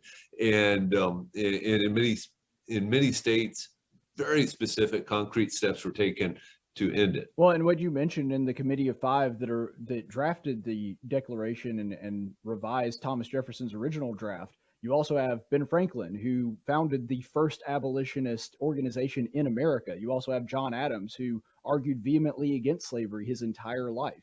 And you have Thomas Jefferson, who people say, well, he's a slave owner. Well, yes, he is. But he tried to abolish slavery 3 different times, once in Virginia, once nationally, and once in France. And so you're right that even the people that actually owned slaves and were a part of the system, and in some cases profited from the system, were against it. At the time of the Constitution, when that was put together in 1789, there were only 2 states that were actually still in favor of slavery, South Carolina and Georgia, and neither one of them defended it as a good. They said we should get rid of it gradually versus all at once. That was their argument. And so I think you're absolutely correct in pointing some of that out, that the overwhelming evidence is, we can say some very different things about what happened after the 1790s, but at the time of 1776 on July 4th, when they signed this document, they absolutely meant it. And in the original Thomas Jefferson draft, it actually specifically called for an end to slavery as a reason for separating from the British Crown. So, Dr. Hall, it's been absolutely great to have you, as it always is. I love your insight. If somebody's heard what you've said and they like what you've said and they want to learn more, I know that they can buy your book. How would they go about doing that? Probably Amazon's the best place to get it. Did America have a Christian founding? I address a number of these questions. I have a book that will come out probably in a year, Proclaim Liberty Throughout All the Land, where I will talk about slavery and then the abolitionist movement, which we didn't even touch on, right? The abolitionist movement of the 19th century, fundamentally driven by Christians, motivated by their faith to end the evil horror of slavery. Yeah, so we neglect these sorts of things at our peril, it seems to me, and I know you agree. All right. Thank you so much, Dr. Hall. It's always a pleasure. Thank you, Caleb. Take care. Appreciate it. That is Dr. Mark Hall. He's a professor at George Fox University, a professor of political science. We always appreciate him being generous with his time with us. We're going to be back after just this short break on Tactics. Speech isn't violence. Tolerance isn't love. Disagreement isn't hate. You're listening to Tactics with Caleb Colquitt. If you want to hear more, subscribe to him on YouTube, like him on Facebook, or follow him on Twitter at Tactics Radio. And now for a reading from the Social Justice Warrior Bible with Pastor Gregory Post. Welcome, fellow spiritual travelers. I'm Gregory Post, head pastor at the Eternal Living Word Trans-Denominational Church and Coffee House in Novato, California. And now it's time for yet another reading of the SJW Bible. Please help us fight the evils of capitalism by ordering your copy today. Standard copies are on sale now for only $120. Signed copies are now 25% off at only $300. Now let's go ahead and get into our reading, which will come from Matthew chapter 20, verses 1 through 16, which states, "For the kingdom of heaven is like a government-appointed land manager, who went, after his morning Starbucks run, to hire laborers for his trendy vineyard in Napa. When he agreed to give the laborers a living wage for the day, he sent them into his vineyard. And he went out about the third hour and saw others playing hacky sack in the marketplace. And to those he said, You, go into the government-owned means of production also, and whatever is right I will give you. And so they went. Again, he went out about the 6th and 9th hour and did the same thing, but being sure to hire some minorities and gay people to meet his diversity quotas. And about the 11th hour, he went out and found others standing around just trying to find themselves in the universe. And he said to them, Why have you been standing here idle all day long? They said to him, Because we get food stamps and government housing. He said to them, You go into the vineyard too. Now when the evening came, the owner of the vineyard said to the project manager, Call the laborers and pay them their living wages, starting with the last group to the first. And when those hired about the 11th hour came, each one received a living wage. And so when those hired first came, they thought that they would receive more. But each of them also received the same living wage as mandated by the state of California. When they received it, they grumbled at the federal land manager, saying, These who were hired last were only here for 1 hour, and all they did was smoke pot and listen to indie rock. Yet you have made them equal to us, who have borne the burden of the day's work and the scorching heat. But he answered and said to one of them, Friend, I am doing you no wrong. I'm just following the state of California's labor laws. We're mandated to pay a living wage, and we can't fire people just because they don't work. Take what the government has given you and go. After all, food and housing is a human right, whether you work or not. Besides, if you made more than him just because you worked harder, that would make you unequal, and all inequality is wrong. So the last shall be first, and the first shall be first too. You're all equally special. Wow, so inspiring. This has been another reading from the SJW Bible. And remember, the only truth that matters is your truth. Speech isn't violence. Tolerance isn't love. Disagreement isn't hate. You're listening to Tactics with Caleb Colquitt. If you want to hear more, subscribe to him on YouTube, like him on Facebook, or follow him on Twitter at Tactics Radio.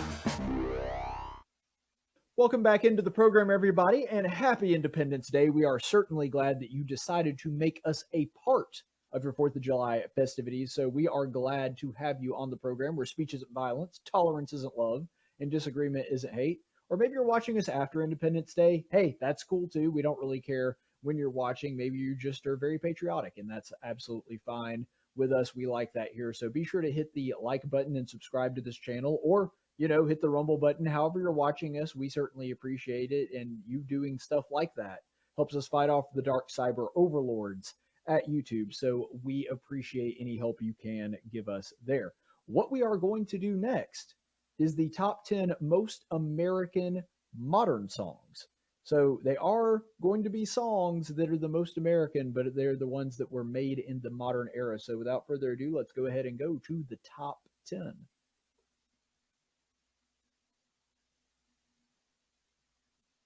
That's embarrassing. The Tactics Top 10.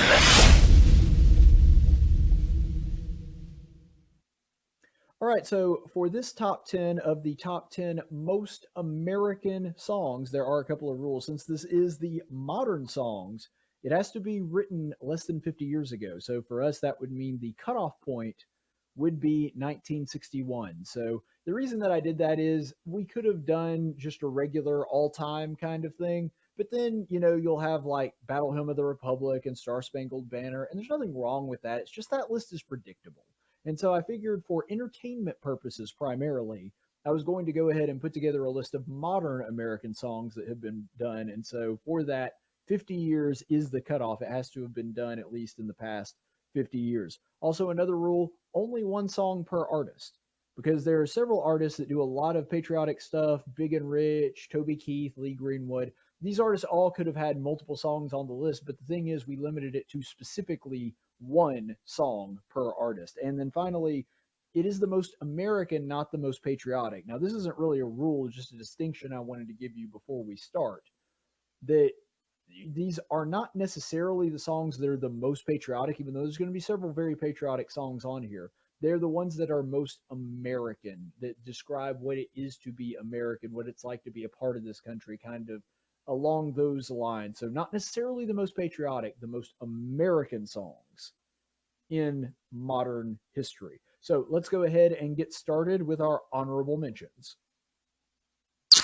Honorable mention. So I'm going to do the honorable mentions a little bit different. Normally when I do honorable mentions, I just spit them out there, but there were so many great songs. I decided to actually rank them this time. And so we're actually going to be doing 20. So bonus content, yay. We're actually giving you 10 very patriotic songs, and we are doing them in order. So I'm going to do these very quickly since they're honorable mentions. Number 20, American Made by the Oak Ridge Boys. Look, this is a perfect song that epitomizes the idea of the American melting pot, that he gets his video games from overseas, and yeah, his girlfriend wears tight jeans that she got in Mexico and wears French perfume. But at the end of the day, that all comes together to create the American experience. And the fact that we invite other cultures to be a part of our culture is part of what makes America great. Number 19, God Bless the U.S.A., Lee Greenwood. Look, there's the reason it's the standard. It's one of the most patriotic songs of all time. There's a reason you hear it at every 4th of July barbecue. That alone makes it worthy of an honorable mention. Number 18, Two Soldiers Coming Home by Lori McKenna. I'm not going to give away any spoilers because this is one you probably haven't heard. It's from the movie Act of Valor. Fantastic song. Absolutely love it. And I'm not going to give away too much because it's kind of a story song and there's a little bit of a twist ending. But it really does show just how Americans absolutely love our troops. We love our service members, and this song is really a testament to that. Number 17, Ragged Old Flag by Johnny Cash, which is weird because it's not really a song in the traditional sense. It's more just Johnny Cash talking set to music, which I guess is a lot of Johnny Cash's songs, actually. But the flag's kind of a symbol for America as a whole. And the story of that song, I guess, is that we've just been through a lot and we've been able to endure it kind of like the flag is. And so the flag is representative of America as a whole, that we've been through an awful lot, but guys, we have made it. Number 16, Living in America by James Brown. This one's just an outpouring of, man, life in America is pretty darn good. And the fact that it's in a Rocky movie certainly doesn't help its America street cred, as it were. Fantastic song, fun to listen to. James Brown is one of the great American singers, and he talks about life being pretty good here, and I happen to agree with him. Number 15, Fortunate Son by Creedence Clearwater Revival. Now, a lot of people will say that this is an anti-American song. No, it's not. The government is not America, and that's one thing that I have to get across to people over and over again, on the right and the left. They are critical of the government. They are critical of elites. They're critical of hypocrites that are saying, oh, well, you need to give more. You need to give your life. You need to give more taxes, so on and so forth. But then when it comes to them, oh, no, I don't. I've given enough. I really have. And so really the message of this song is elites suck. And that is a song that is a theme that is very, very American, and so that definitely deserves an honorable mention. American Soul by Aaron Watson. This is another obscure one. You might not know it, might not be as familiar with this one. But if you ask me, the premise of this song is there is hope for the future, because it starts out talking about a bunch of older men, which sometimes for good reason. But the story kind of goes that they're talking about how everything in America sucks now and it's not as good as it used to be. But this song, it pays homage to the past generation, but it also talks about, guys, there's reasons to be hopeful for future generations as well. And I think that that is true.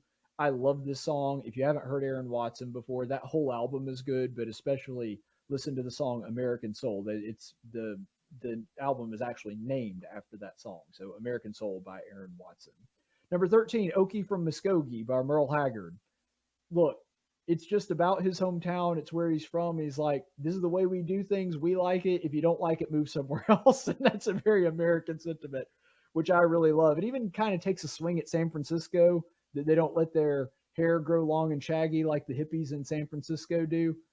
I think that that's American too. The fact there's a little bit of rivalry between different cities and different places or different states in America. That's something that has always been true of America ever since the very inception, and actually before it. We barely came together as a country because there was so much rivalry between the individual colonies. And so That's something that is very American. Number 12, Letters from Home by John Michael Montgomery. That's a great song. It's a tearjerker. It's hard to get through this one without getting a bad case of the feels. And I say this is someone that is not very emotional. But man, listening to this song, it just gives you a little bit of insight into some of the really difficult situations that military families have to go through with having their loved ones so far away and having to worry about whether or not they're all right. And it just gives some insight in that, especially the line where the mom is up late and can't sleep because she saw something on the news and thinks about, what if my son's caught up in that battle, that kind of thing. And so it really just does give an insight into the amazing sacrifices that not just our service members, but also the families of our service members go through. And so because of that, very American song. Number 11, Fly Over States by Jason Aldean. America is the heartland. That's what this song is saying. It's not trying to cast shade on people from the cities or whatever, but that's something that is very American. When you think of France, you think of Paris. When you think of Britain, you think of London. When you think of America, yeah, some people think New York City, some people think LA, but you know what most people think of when they think of America? They think of small town America. That's something that's very unique to us as a country. They think about the heartland, or as Jason Aldean says in this song, Harvest Moon in Kansas, or going through Oklahoma. Like the fact that small towns are what people think of when they think of our country is something that is very American. So that's all of our honorable mentions. Let's jump into the top 10. Number 10. Number 10 on this list, Pink Houses by John Cougar Mellencamp, or John Mellencamp, I guess now, since he doesn't like me using his middle name. John Mellencamp's Pink Houses, there's nothing more American than wanting to own your own home. And that's kind of what this is describing, the different events, the day-to-day things that are going on in the houses. And by the way, it doesn't paint it as always being perfect or pretty. Guys, that's America. America ain't perfect. There's problems here. And we understand that, but we work through them. And even though we have the problems and we acknowledge that there's issues there, we also acknowledge that what we have is pretty good. And that's kind of what Pink Houses is talking about. It's not always perfect. It doesn't try to paint it with rose-colored glasses, but there's people here that are very grateful for the lifestyle that they have. And that's kind of what this song speaks to. Number 9. Number 9, Courtesy of the Red, White, and Blue by Toby Keith. This one just had to make the list, and the reason is because it's such a song that says screw you to anybody that doesn't like it. And the message here is American. It's like, look, as long as you don't mess with us, we won't mess with you. You start messing with us, we're going to kick your butt. Anything that you do to us, we're going to do to you 10 times over, and we'll laugh about it the entire time. And that's really what this song is about. It's sort of capturing that American idea of leave us alone and we leave you alone. You mess with us, you're going to be sorry for it. Number 8. Number 8, We Won't Get Fooled Again by The Who. And this is one I think a lot of people mistakenly think is actually anti-American. It's not anti-American, it's anti-government. And this one, even more so than the last one we looked at that was anti-government, this one's anti-politician, which if you ask me makes it even more an American song. The idea that, oh, we just vote for these people and we vote for somebody else next time and they promise all these things and they don't do any of it. They don't keep their word and, well, we won't get fooled again next time. I mean, that's exactly the kind of situation this song is speaking to. It's saying, if you want things to change, if you want something to actually get done in your community, you don't wait for the politicians to do it. You get out there, you do it yourself. That is something that is uniquely American. Number 7. Number 7, My Town by Montgomery Gentry. This is a fantastic, fantastic song. And it gives such a great illustration and it paints like such a word picture of what American life is like in these little towns all across our country. There's this sense of community there that is really, really important to this song. It's talking about, oh, the thing that we all know about I Love Jenny is painted on the water tower out there and the changes this community goes over. And then at the end of the song, it also extends what I think is the ultimate message of the song, which is, yeah, this is our community. We own it. We like it here. But you know what else? We open up our arms and say, this is our town.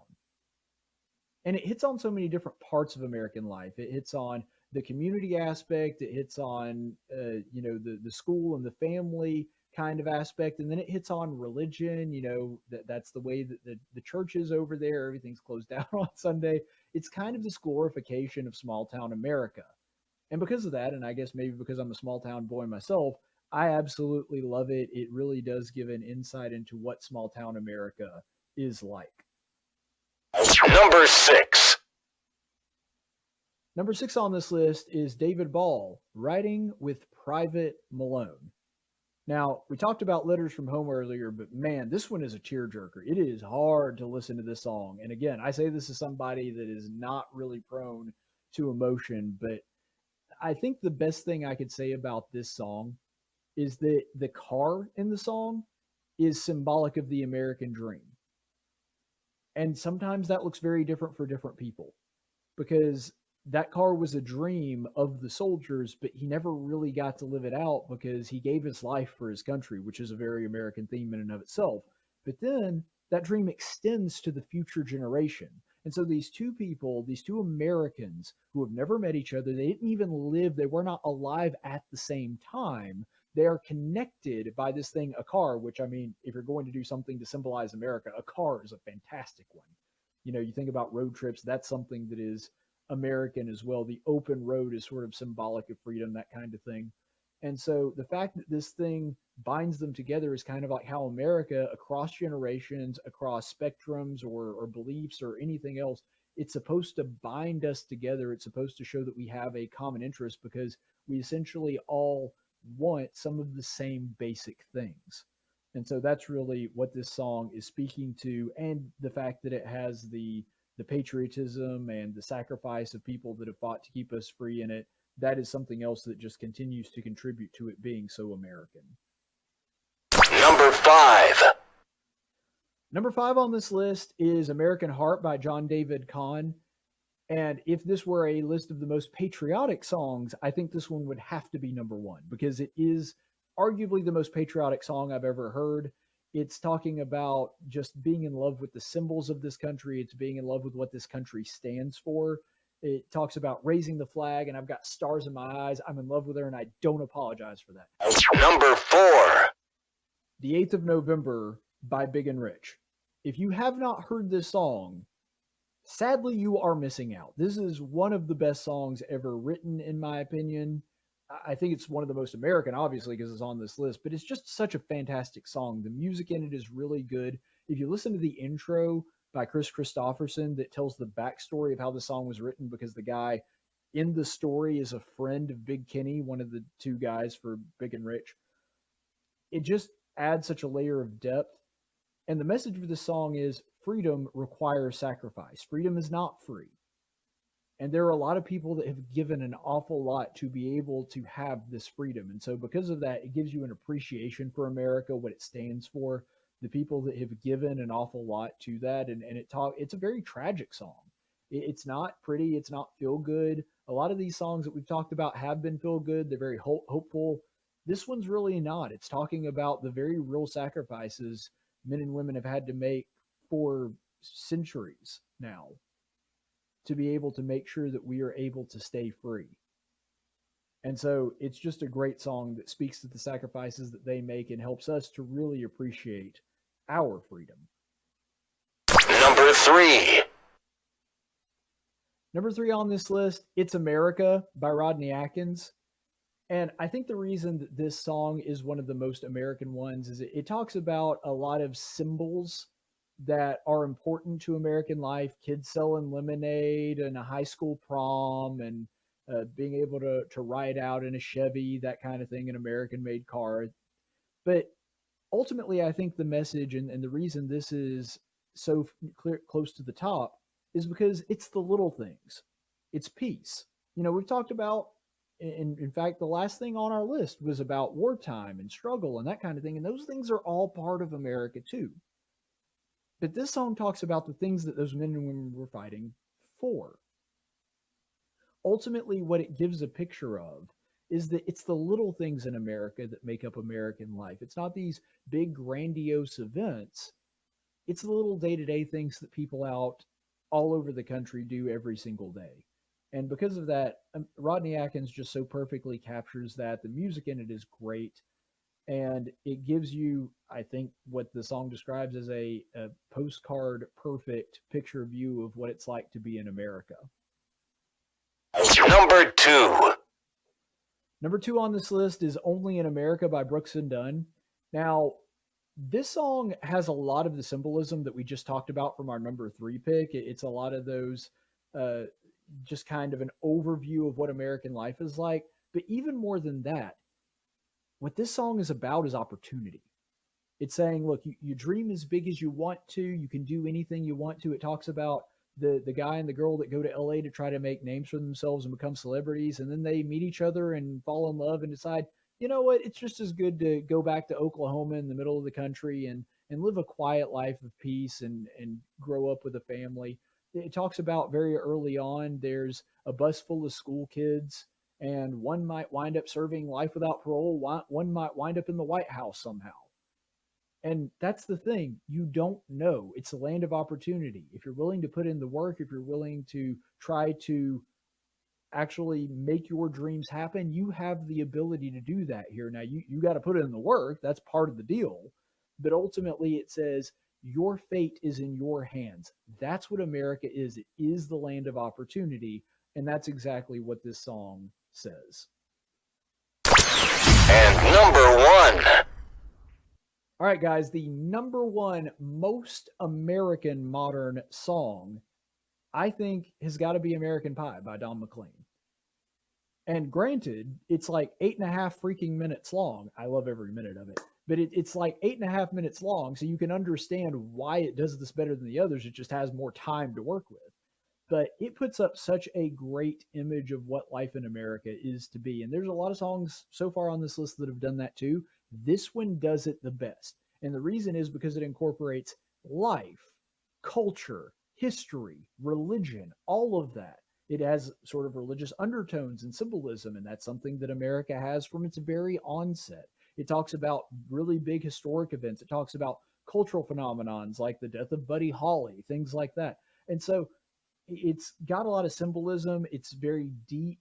You can dig into it all day long. And that's kind of the way that America is too, that you can kind of appreciate it on a surface level, or you can dig really deep and see some of the dark side of it, but even appreciate the history even more there. And so American Pie by Don McLean, I think there's no question that this one winds up at the top of this list because it's not just a microcosm of American life like several of the other songs we talked about are.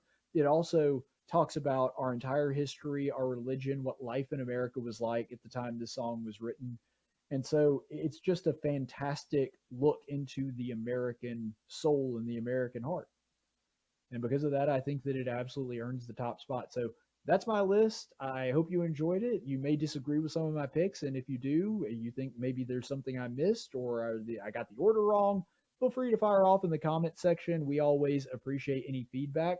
We're going to be back in just a second on Tactics. Speech isn't violence. Tolerance isn't love. Disagreement isn't hate. You're listening to Tactics with Caleb Colquitt. If you want to hear more, subscribe to him on YouTube, like him on Facebook, or follow him on Twitter at Tactics Radio. That was stupid. I know it was stupid.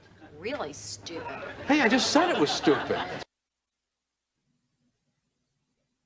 And for today's daily dose of stupid on our big Independence Day special, this should come as no surprise, but it is going to be something dealing directly with Independence Day, the Declaration of Independence. So apparently the people that are in charge of caring for the actual declaration that this one back here is a replica of, the people that are in charge of that at the National Archives, they have a race task force. Yes, that is a thing now. The National Archives, which is responsible for preserving our documents, apparently has a race task force. I don't know why, but this is apparently a thing that the Biden administration is doing now. I don't really get it. But anyway, they are now asserting that the Rotunda, which houses the Declaration of Independence as well as the Constitution of the United States, that big gallery, if you've ever been there, that's actually where I got this replica.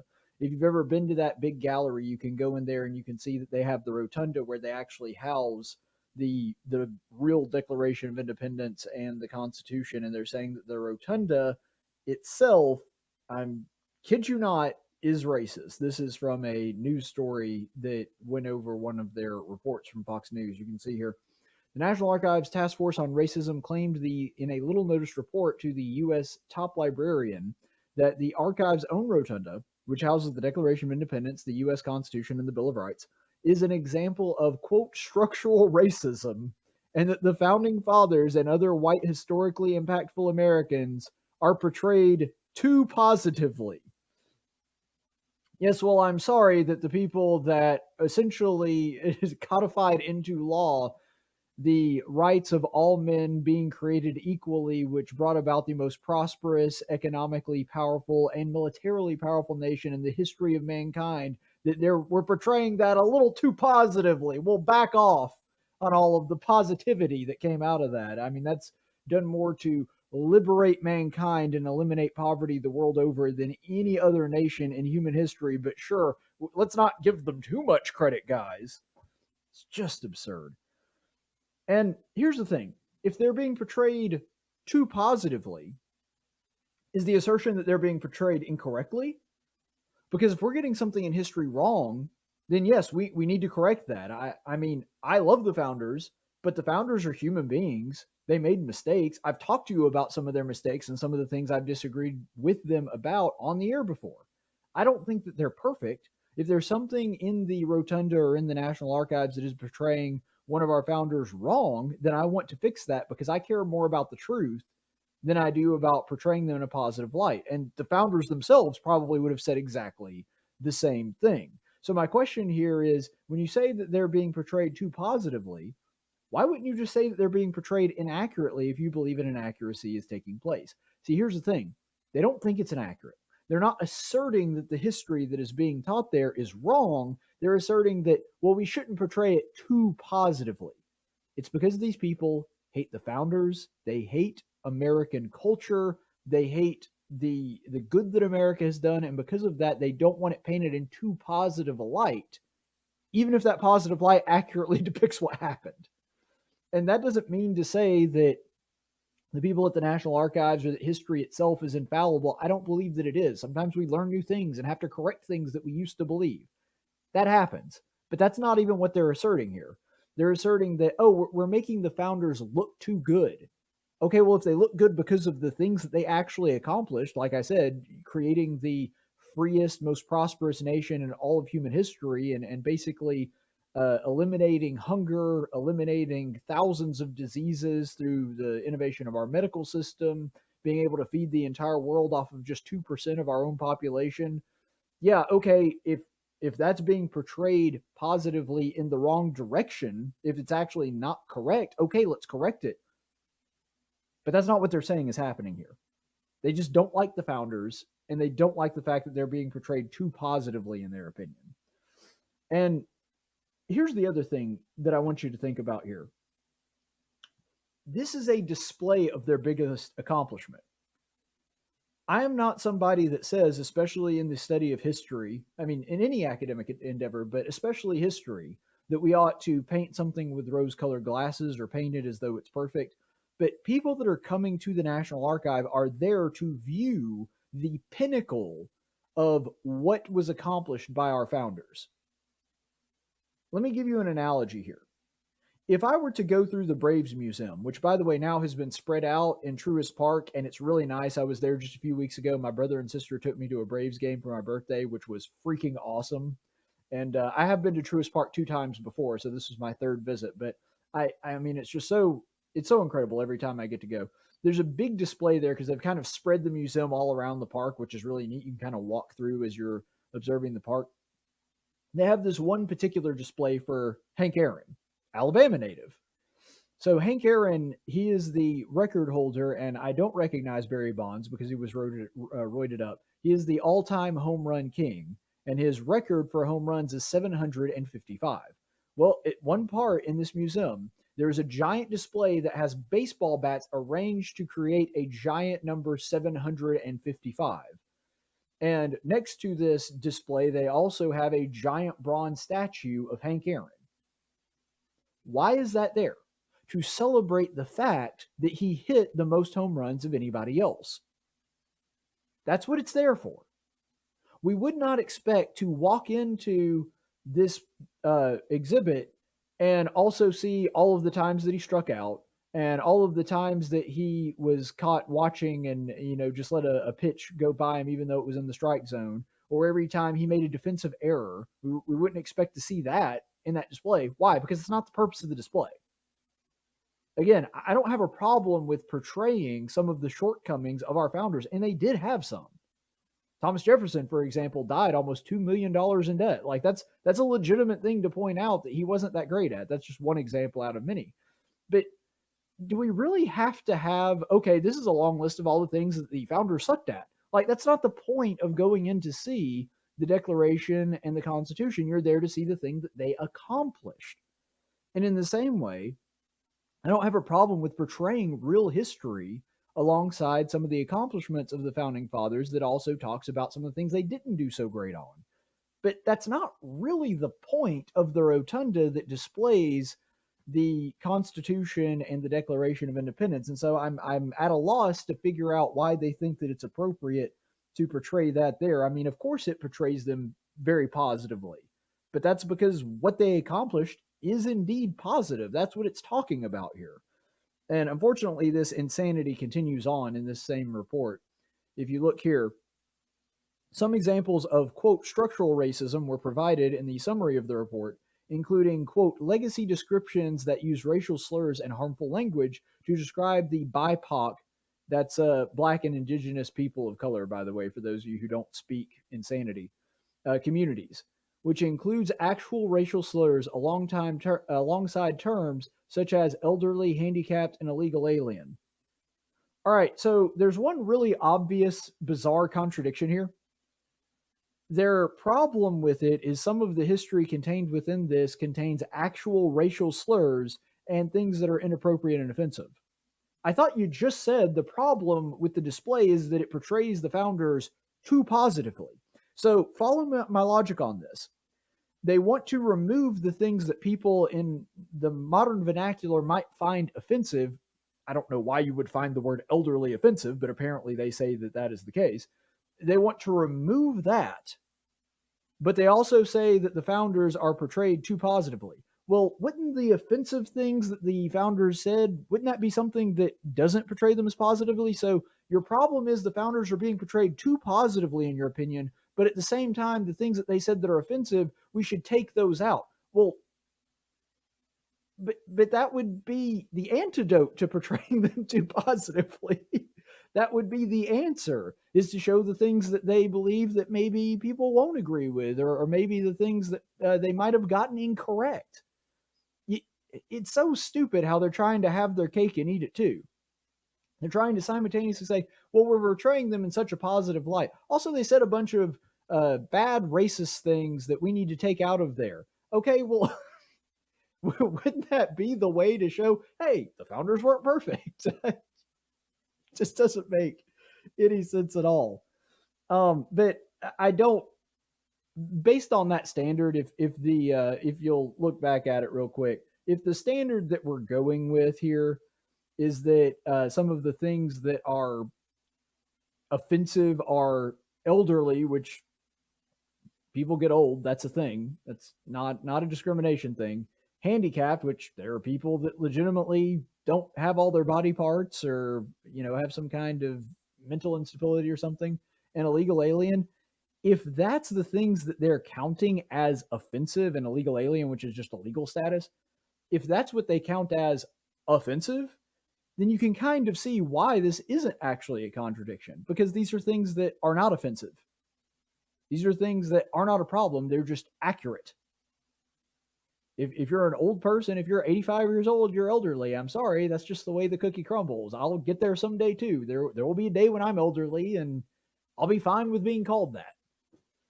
I don't understand the rationale. And my point is, if that's what they're saying passes as offensive, then the things they're talking about are probably actually not offensive. They're just wanting to have an excuse to remove history because they don't like the founders and don't like the history. And so they're going to remove as much of it as possible. So that's where we find ourselves now. And there's more to this report. If you look here, the report also called for, quote, trigger warnings to be put in place with historical content to, quote, forewarn audiences of content that may cause intense, I can't even get through it, intense psychological, physiological, and psychological symptoms. Providing an advisory notice to users gives an opportunity to mitigate harm and contextualize records, the report reads.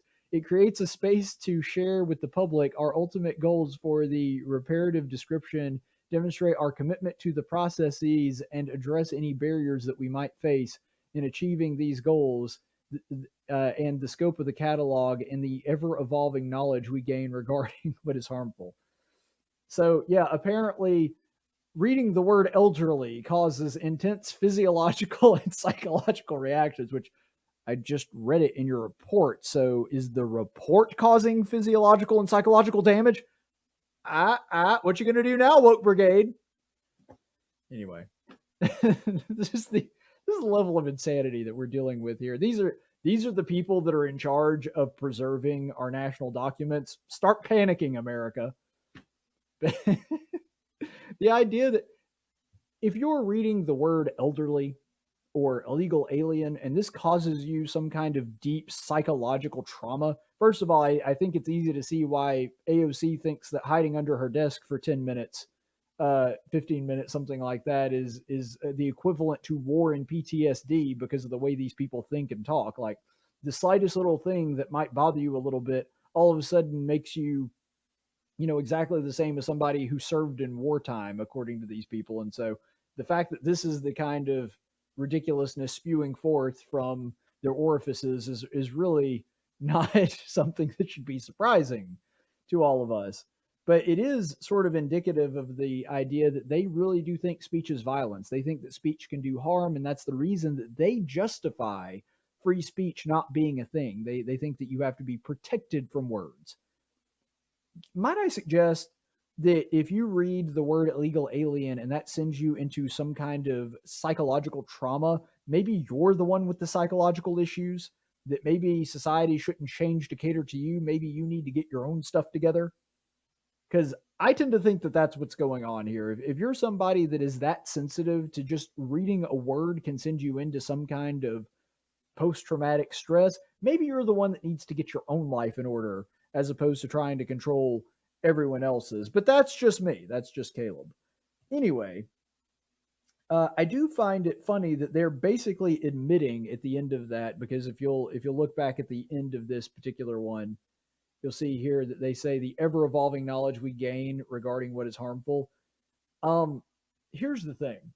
You notice how when they say it's ever-evolving, it only evolves in one direction. It only becomes more and more woke as time goes on to now where we're including completely benign words like elderly and illegal immigrant. That basically, if we keep evolving to the point to where we're continually daily adding words to the list of things that are inappropriate to say, we're just going to get to the point where we can't use words. And that's the ultimate goal. These people hate free speech. They hate expression. They hate anything that disagrees with their worldview. Therefore, they want you to not be able to speak. And they want nobody that disagrees with them to be able to be seen in the National Archives building. That's ultimately what this is about. They don't like speech. They don't like people disagreeing with them. Therefore, they want to remove everything. And they do that under the umbrella of saying, well, it's harmful and it does violence. It's not violence. It's speech. Speech is not violence. Here's the thing that they don't understand about history. History is not there to be liked. History is not there to give you a warm and fuzzy feeling. History is there to be understood and learned from. Sometimes it's good, sometimes it's bad. And to be honest, you usually learn a lot more from the bad history than you do from the good history. I think you can see by my set here that I have a great deal of respect for both the Declaration of Independence and patriotism. I think that that's pretty self-evident here. But that doesn't mean that I ignore the negative parts of history, and that doesn't mean that I can't learn from both of them. I learned from the great things America has done, the moon landing and completely renovating and industrializing the world, the things we did in World War II. And I learned from the really crappy things America's done, the internment of Japanese Americans, slavery. I probably learned more from that stuff, to be honest. But the point is, history's not there for me to like it. It's kind of like the Bible. I've told Christians over and over again, sometimes from the pulpit, if you're reading the Bible and the Bible just all throughout gives you a warm, fuzzy feeling, you're reading the wrong Bible. Or you're reading the Bible incorrectly. Maybe you've got the right Bible, but you're not understanding it. These things are supposed to make us uncomfortable because that's how we grow. And the idea that they're supposed to protect everybody, they don't really care about that. What it's really doing is they're doing it under the guise of protection. And what they really mean is we only need stuff in there that promotes our political agenda and worldview. That's what they actually mean by that. But they're doing it under the guise of protection, saying these things actually bring harm to people. It actually does physiological and psychological damage to them. No, it doesn't. No, it doesn't. You just don't like free speech. And that's what it all boils down to. Keep it in there. If there are actual racial slurs in there uttered by the founders, you know what? I want it in there. Because as much as I love the founders, I want their flaws too. Nobody should be portrayed as perfect unless it's Jesus Christ. And that's only because he actually was perfect. In that case, portraying him as perfect and too positively is portraying him correctly. So that I'm fine with. And then this is the craziest part of it. I mean, I know we've covered a lot of crazy so far, but believe me, it actually gets stranger. Here's the last part of that report. The task force suggests ways to, quote, reimagine the rotunda, including staging, and I quote, dance or performance art in the space that invites dialogue about ways that the United States has mythologized the founding era. So apparently the problem is we've mythologized the founding era and painted it in a too positive light, and the way to fix that is interpretative dance, I guess. Man, these people, like, it must be a profound privilege to have so little to do in your life, to have so few concerns about the things that are actually going on in the world that you think that they can be solved by interpretive dance in the archives building. I mean, but when you look past the insanity and the ridiculousness of it, is what does this actually mean? They want people coming to the National Archives to pay attention to literally anything other than what is contained in this document right here. That's what they want.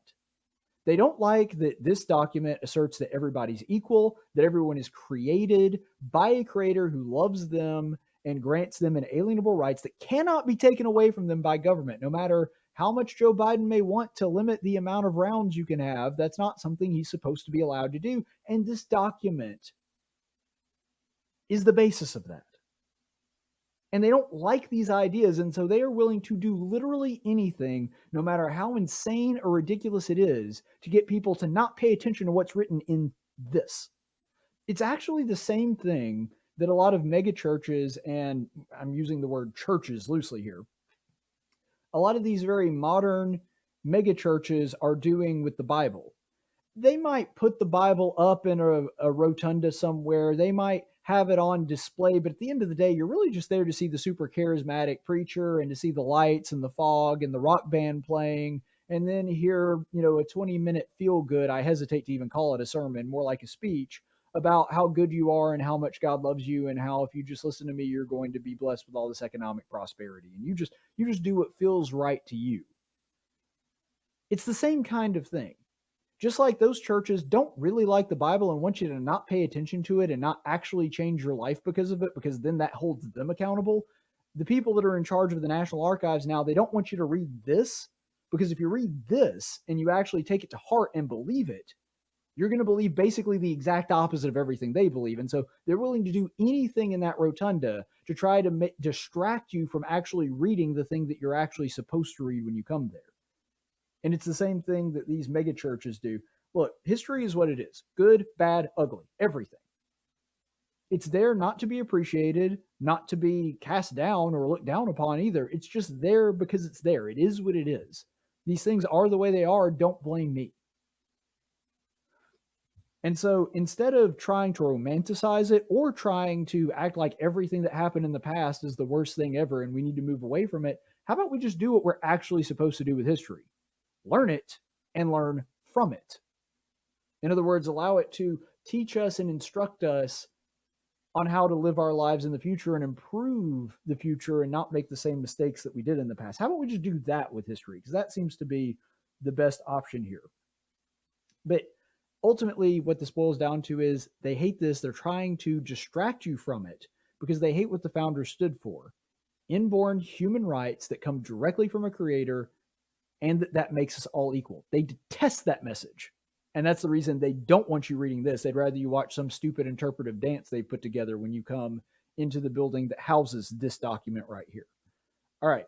Now, our second daily dose of stupid, because we are going to do a double dose today, and it kind of relates to the same thing, more about patriotism than the document itself. The Olympic hammer throwing competition ended in an interesting way the other day because Gwen Berry, who came in third place in the hammer throwing contest, by the way, they call it hammer throwing. I don't like the fact that they call it hammer throwing because it's really like a ball and chain kind of thing. I didn't even know this was a sport. I'm just going to be completely honest. I'd never heard of it before. Apparently, it's one of those like obscure track and field sports. But I really would have rather just them thrown like framing hammers at a target and try to hit it as close as possible, kind of like axe throwing. See, that's a much cooler sport. And I think that we should sue hammer throwing for false advertisement. But no, there really is a sport called hammer throwing, and it's in the women's division. And she got very angry when the national anthem was played. Apparently, she's done this before. Her name's Gwen Berry. She placed third in this American track and field trials, and when the anthem started playing, she turned away from the flag and put on her little pouty face. And so you can see that in this picture right here. This is courtesy of NPR. So yeah, you can see her. There she is on her third place stand, looking all dejected and sourpuss, and has some kind of weird black makeup thing going on with her lips. I don't understand what that's about, but regardless, it's really more of an ad hominem attack. It's not really substantive. But yeah, there she is, just kind of like angry and holding her flowers down and being a sourpuss about all this thing. So obviously not somebody that is real fond of the anthem here. But it's absurd that somebody that wants to be on the American team acts this way when the national anthem is played.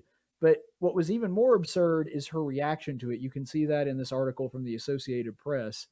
She says, quote, "I feel like it was a setup and they did it on purpose," Berry said at the timing of the anthem. Right. You're at the American track and field trials to be on Team USA, and you think that they played the song specifically just to tick you off. I'm sure that's what was happening here. I mean, it's so stupid. That would be like being at Disney World, and if you don't like Mickey Mouse, it's like, I'm sure that they had Mickey come up and wave at me just because I can't stay. That is a person that is living in a me-centric universe. Because if you were to apply just a couple of principles of basic logic, you would ask yourself, which is the more likely explanation? The fact that the American track and field trials that you're trying out for plays the national anthem a lot because that's kind of their thing, their Team USA, or that they saw that you were on the podium at the time and they specifically, because they were targeting you, played the national anthem just to tick you off. Isn't it more likely that Disney World just happened to have Mickey Mouse roaming around because, they're freaking Disney World? And isn't it more likely that the United States track and field trials just played it because that's a thing that they kind of do on a regular basis because, they're the American team?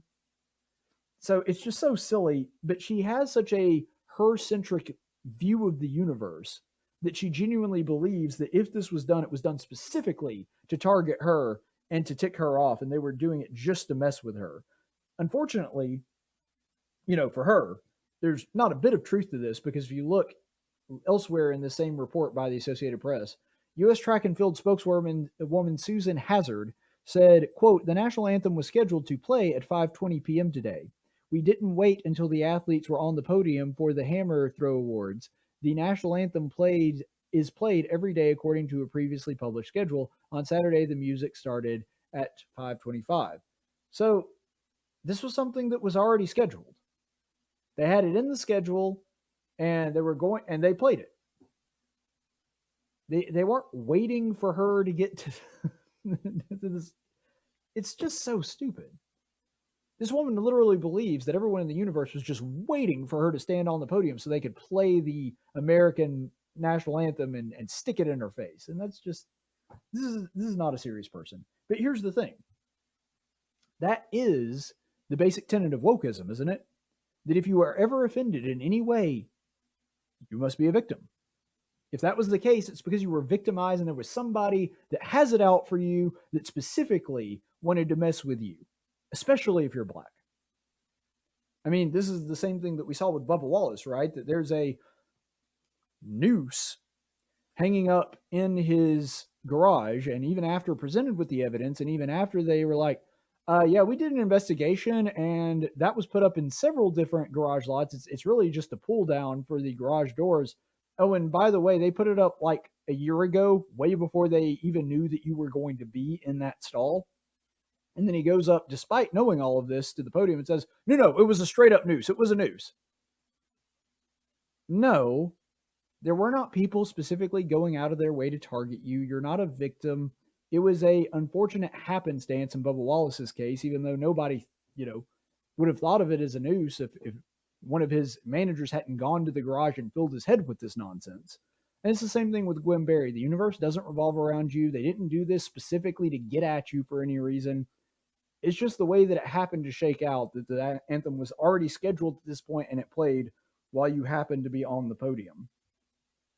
But let's go ahead and look at the next part of this article, because this is where she kind of asserts her whole premise and what she's trying to stand up for, I guess, in her mind.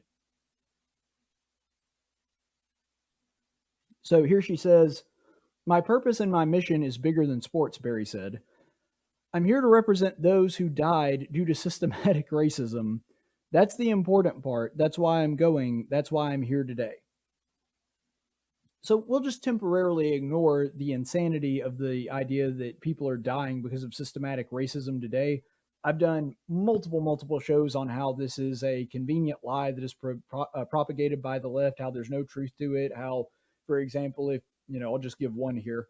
If you're a white person, you're actually significantly more likely to be killed by a police officer than a black person if you look at the proportionality at the rate that they commit crimes. You're actually about the same amount of likelihood as a black person being killed by a police officer in that scenario. Or how the fact that there were only 4 unarmed black people in the entire country out of 327 million that died at the hands of police officers last year. So, I mean, we could go into all of that, but let's just for a second look into this claim that she makes a little bit earlier, which is this is her purpose. She's not doing this because she's an athlete. She's not doing it for the sake of sports or to compete. She's doing it because of activism. Okay, if you want to be an activist, just go be an activist. It's real simple. I'm not saying that you can't have political beliefs, and I'm not even saying you can't be an activist in your off time if you want to be an athlete. I think you're being in activism for the wrong reasons. I think you're on the wrong side of activism. I think you should be an activist for other ideas, obviously, but whether I agree with you or not is really immaterial. If you want to be an activist, just do that on your own time. That's all we're saying. I'm a pretty politically active person. Where I don't really act as a political activist at all of my other jobs. Where I'm working for Faulkner University, managing the dorms, that doesn't have anything to do with my politics.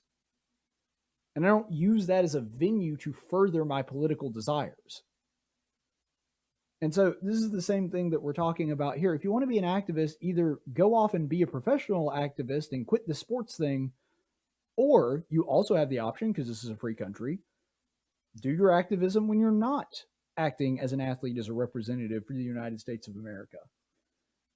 When you look at great guys, and we were just talking actually about one of them, using him as an example, guys like Willie Mays, Jackie Robinson, or the one that we just used, Hank Aaron. these guys did affect some political change, and they did change the hearts and minds of people on things regarding race. But they didn't do it by being activists while they were on the field. In fact, they avoided that kind of stuff. They were just like, I want to be a good ball player. And I want, and that in and of itself helped change people's minds about the role that Black Americans played and their ability to be on equal footing with white people and so on and so forth. That fundamentally altered the way people thought about it, not because they were activists, but because they did the opposite. They were just regular Americans trying to do the best that they could to do their job, just like everybody else. And that is what had an effect on people. They actually tried to stay away from the activism and did a lot more for sort of facilitating political change than this chick's ever going to. And the funny thing about all of this is just an absurd political stunt. It's just like Colin Kaepernick. Think about this. This lady, Gwen Berry, came in third, not for the Olympics, for the qualification for the U.S. team in the hammer throwing contest. It's not exactly like, track and field or gymnastics or one of the other really popular Olympic sports. This is a very specific, very obscure Olympic sport. This is the qualification round. And she came in third in that. Now, I'm sure that, I couldn't do that. But my point is, do you know the names of the women that came in first and second? No, you don't. Because the only reason anybody knows who she is because of this incident.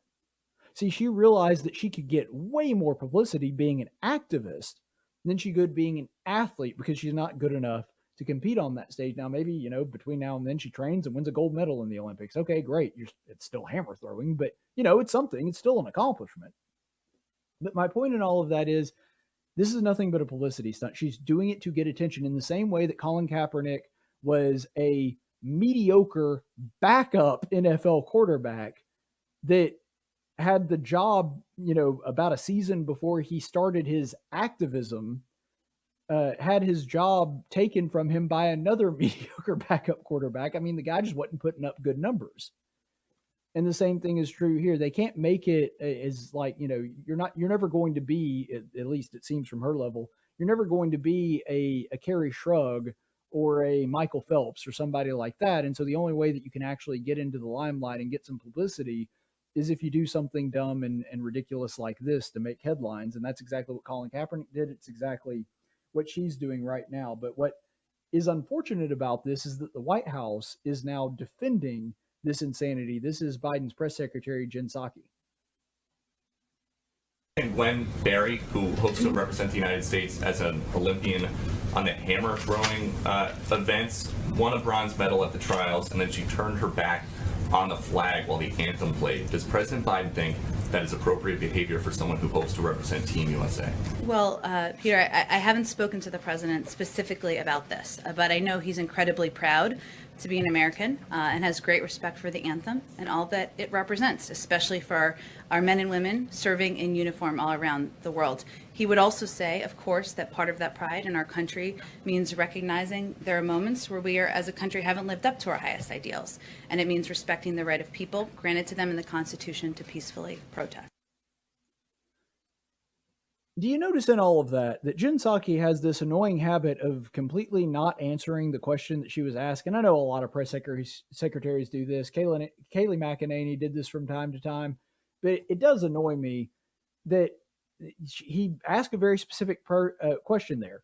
Does President Biden feel that this is appropriate for somebody that is seeking a spot on the U.S. team? And she was like, well, I haven't spoken to the president personally on this. And that's fair. Maybe she hasn't. I tend to believe her. I have no reason not to believe her when she says that. But then her follow-up to that is, well, he believes in the right to protest. Okay, but that's not what the question was. The question is, should a person on the American team behave this way? Not does she have a right to do it, because she does. This is a free country. Nobody is saying, or at least nobody serious that I'm aware of, is saying, well, she ought to be arrested for that. No, we're not saying that. We're not saying she should be persecuted. We're just saying, is this the appropriate response? Is this a correct moral decision for somebody that is supposed to be representing the United States going to the Olympic Games. And Jen Psaki completely sidesteps that and ignores the actual question to say, well, she has a right to protest. Okay, but nobody's asking that question. Of course she has a right to protest. Answer the question. But anyway, here's the thing. You can't be on Team USA, in my opinion. I think that this is grounds for getting kicked off of that team. Not because you're doing something illegal, just because you're supposed to be representing the United States. And if you can't do that and do it proudly, you don't need to be here. And I'm not saying that vindictively. Again, Gwen Berry can go off and be a political activist professionally if she wants to. That's fine. But this is a really, really dumb way to do it.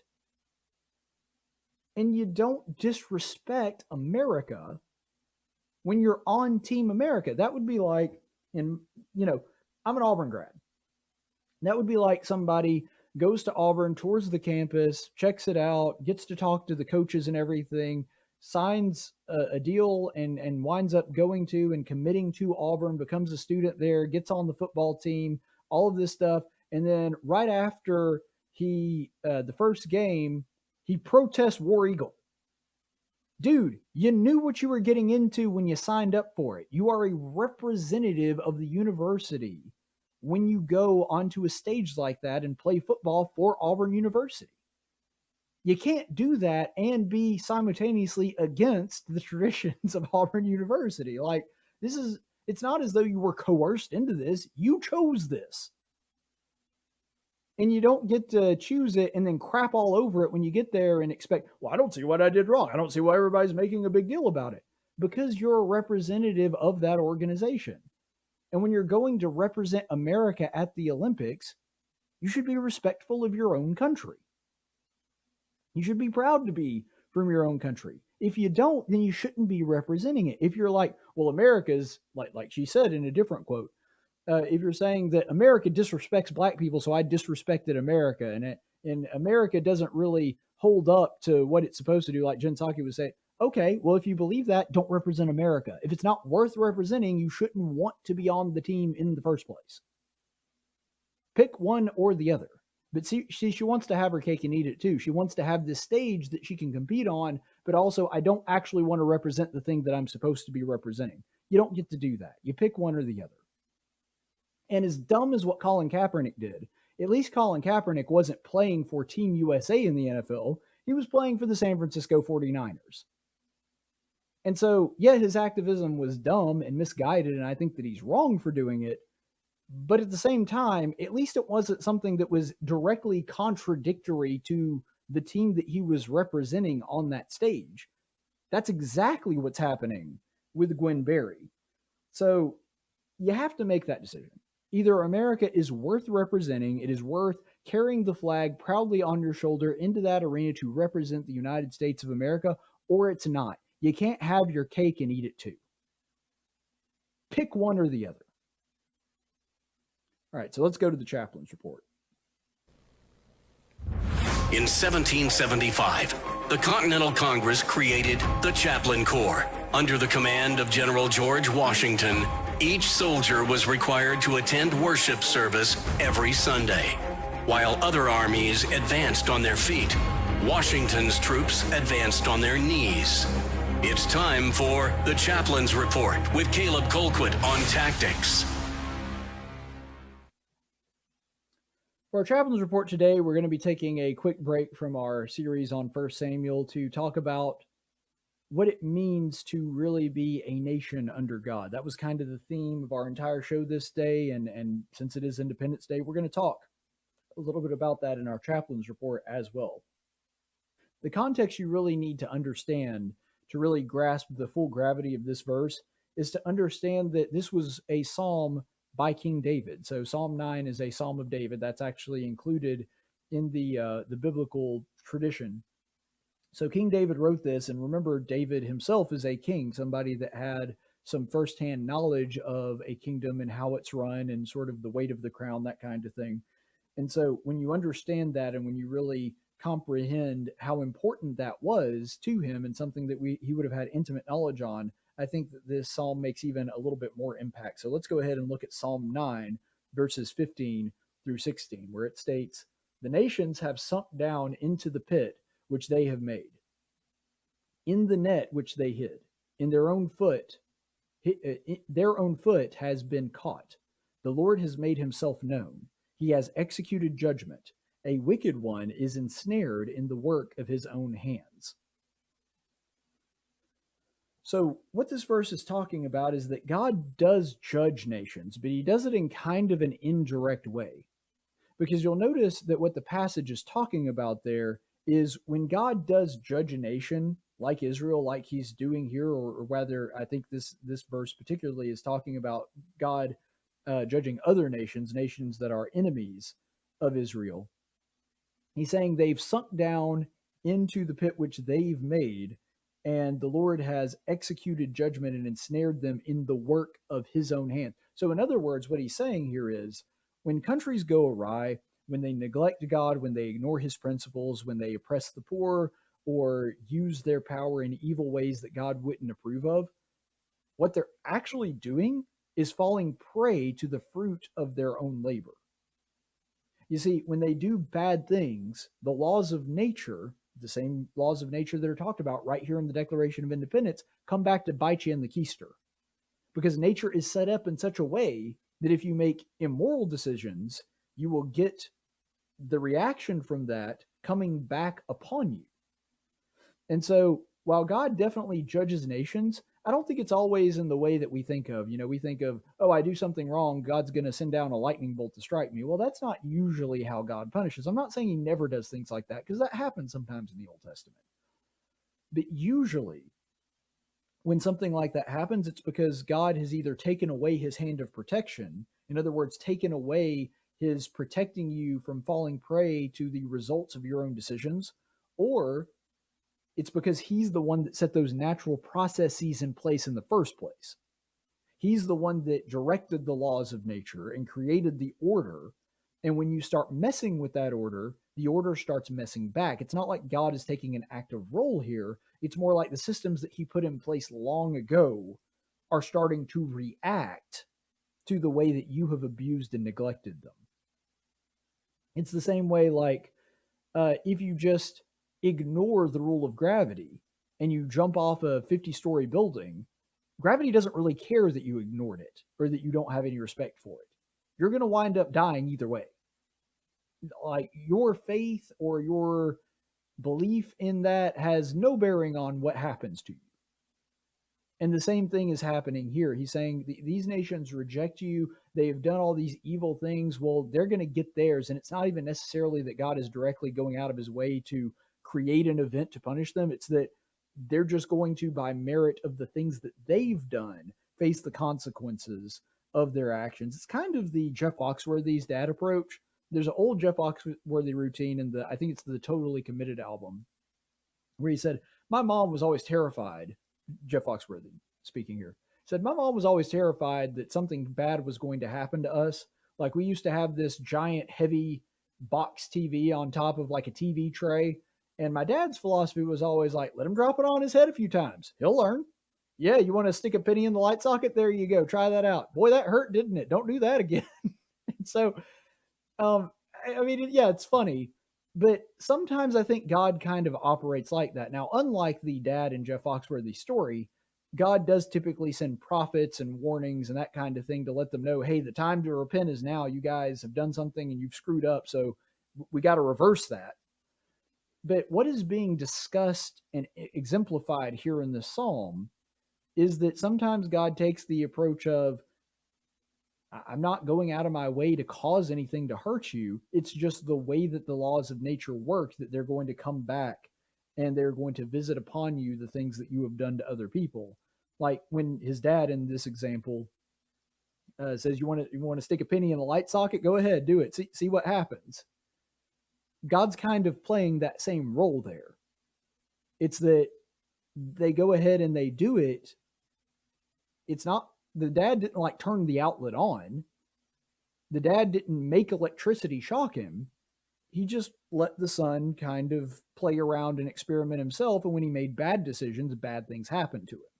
And so that's the sort of punishment that is being described in this particular psalm. And we understand this as New Testament Christians better than most, because we understand that the wages of all sin are death. That's Romans 6:23. And so That is the natural outcome of the decisions that you've made. But this is also true on the national level as well, that if nations as a people do really bad, terrible things, that they are going to create a really bad, terrible nation. And so we can see that play out over the events of all of human history, really. So let's go ahead and look at the next part of this passage in Psalm 9:17 through 20.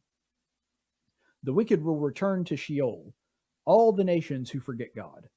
For the needy will not always be forgotten, nor the hope of the afflicted perish forever. Arise, Lord, do not let mankind prevail. Let the nations be judged before you. Put them in fear, Lord. Let nations know that they are merely human. This is a verse that terrifies me, and I also think needs to be shouted from the rooftops, especially in America. You hear that this language, they will return to Sheol because they have forgotten God. What is the implication there? That they were, one, not always in Sheol, which, by the way, is like the netherworld, the place of departed spirits. You know, there's several different ways you could use to describe it. But anyway, it's basically the bad place. Not even necessarily hell, just like the place of death is the best way to describe it. So if they are going to return to the realm of chaos, return to the realm of darkness and the place that is away from God's presence, and it's because they have forgotten God, what does that imply? That at one point they weren't there. That they may have been there at one point, but they came into the light and were in God's favor, and they were worshiping and remembering God at one point, but now they are returning to their old ways. As a Christian, these are themes that should seem very, familiar to us, because that's the Christian story, isn't it? That we are all dead and lost in our sins, and we come to know God and have a relationship with him through his son and through the blood of his son, Jesus Christ. But we have to also maintain that relationship. It's not that we're working towards our salvation. It's not that we're doing anything that God hasn't already done for us, but we do still have to maintain that relationship in order to remain in God's good graces and in his favor. Because if we start doing things that are against his will, then we fall back into Sheol. We have forgotten God. And that's the same principle that David is describing here. It kind of reminds me of Ben Franklin's speech at the Constitutional Convention, where he says, if we believe that even a sparrow can't fall from heaven without him taking notice, do we really believe that an empire can rise without him okaying it?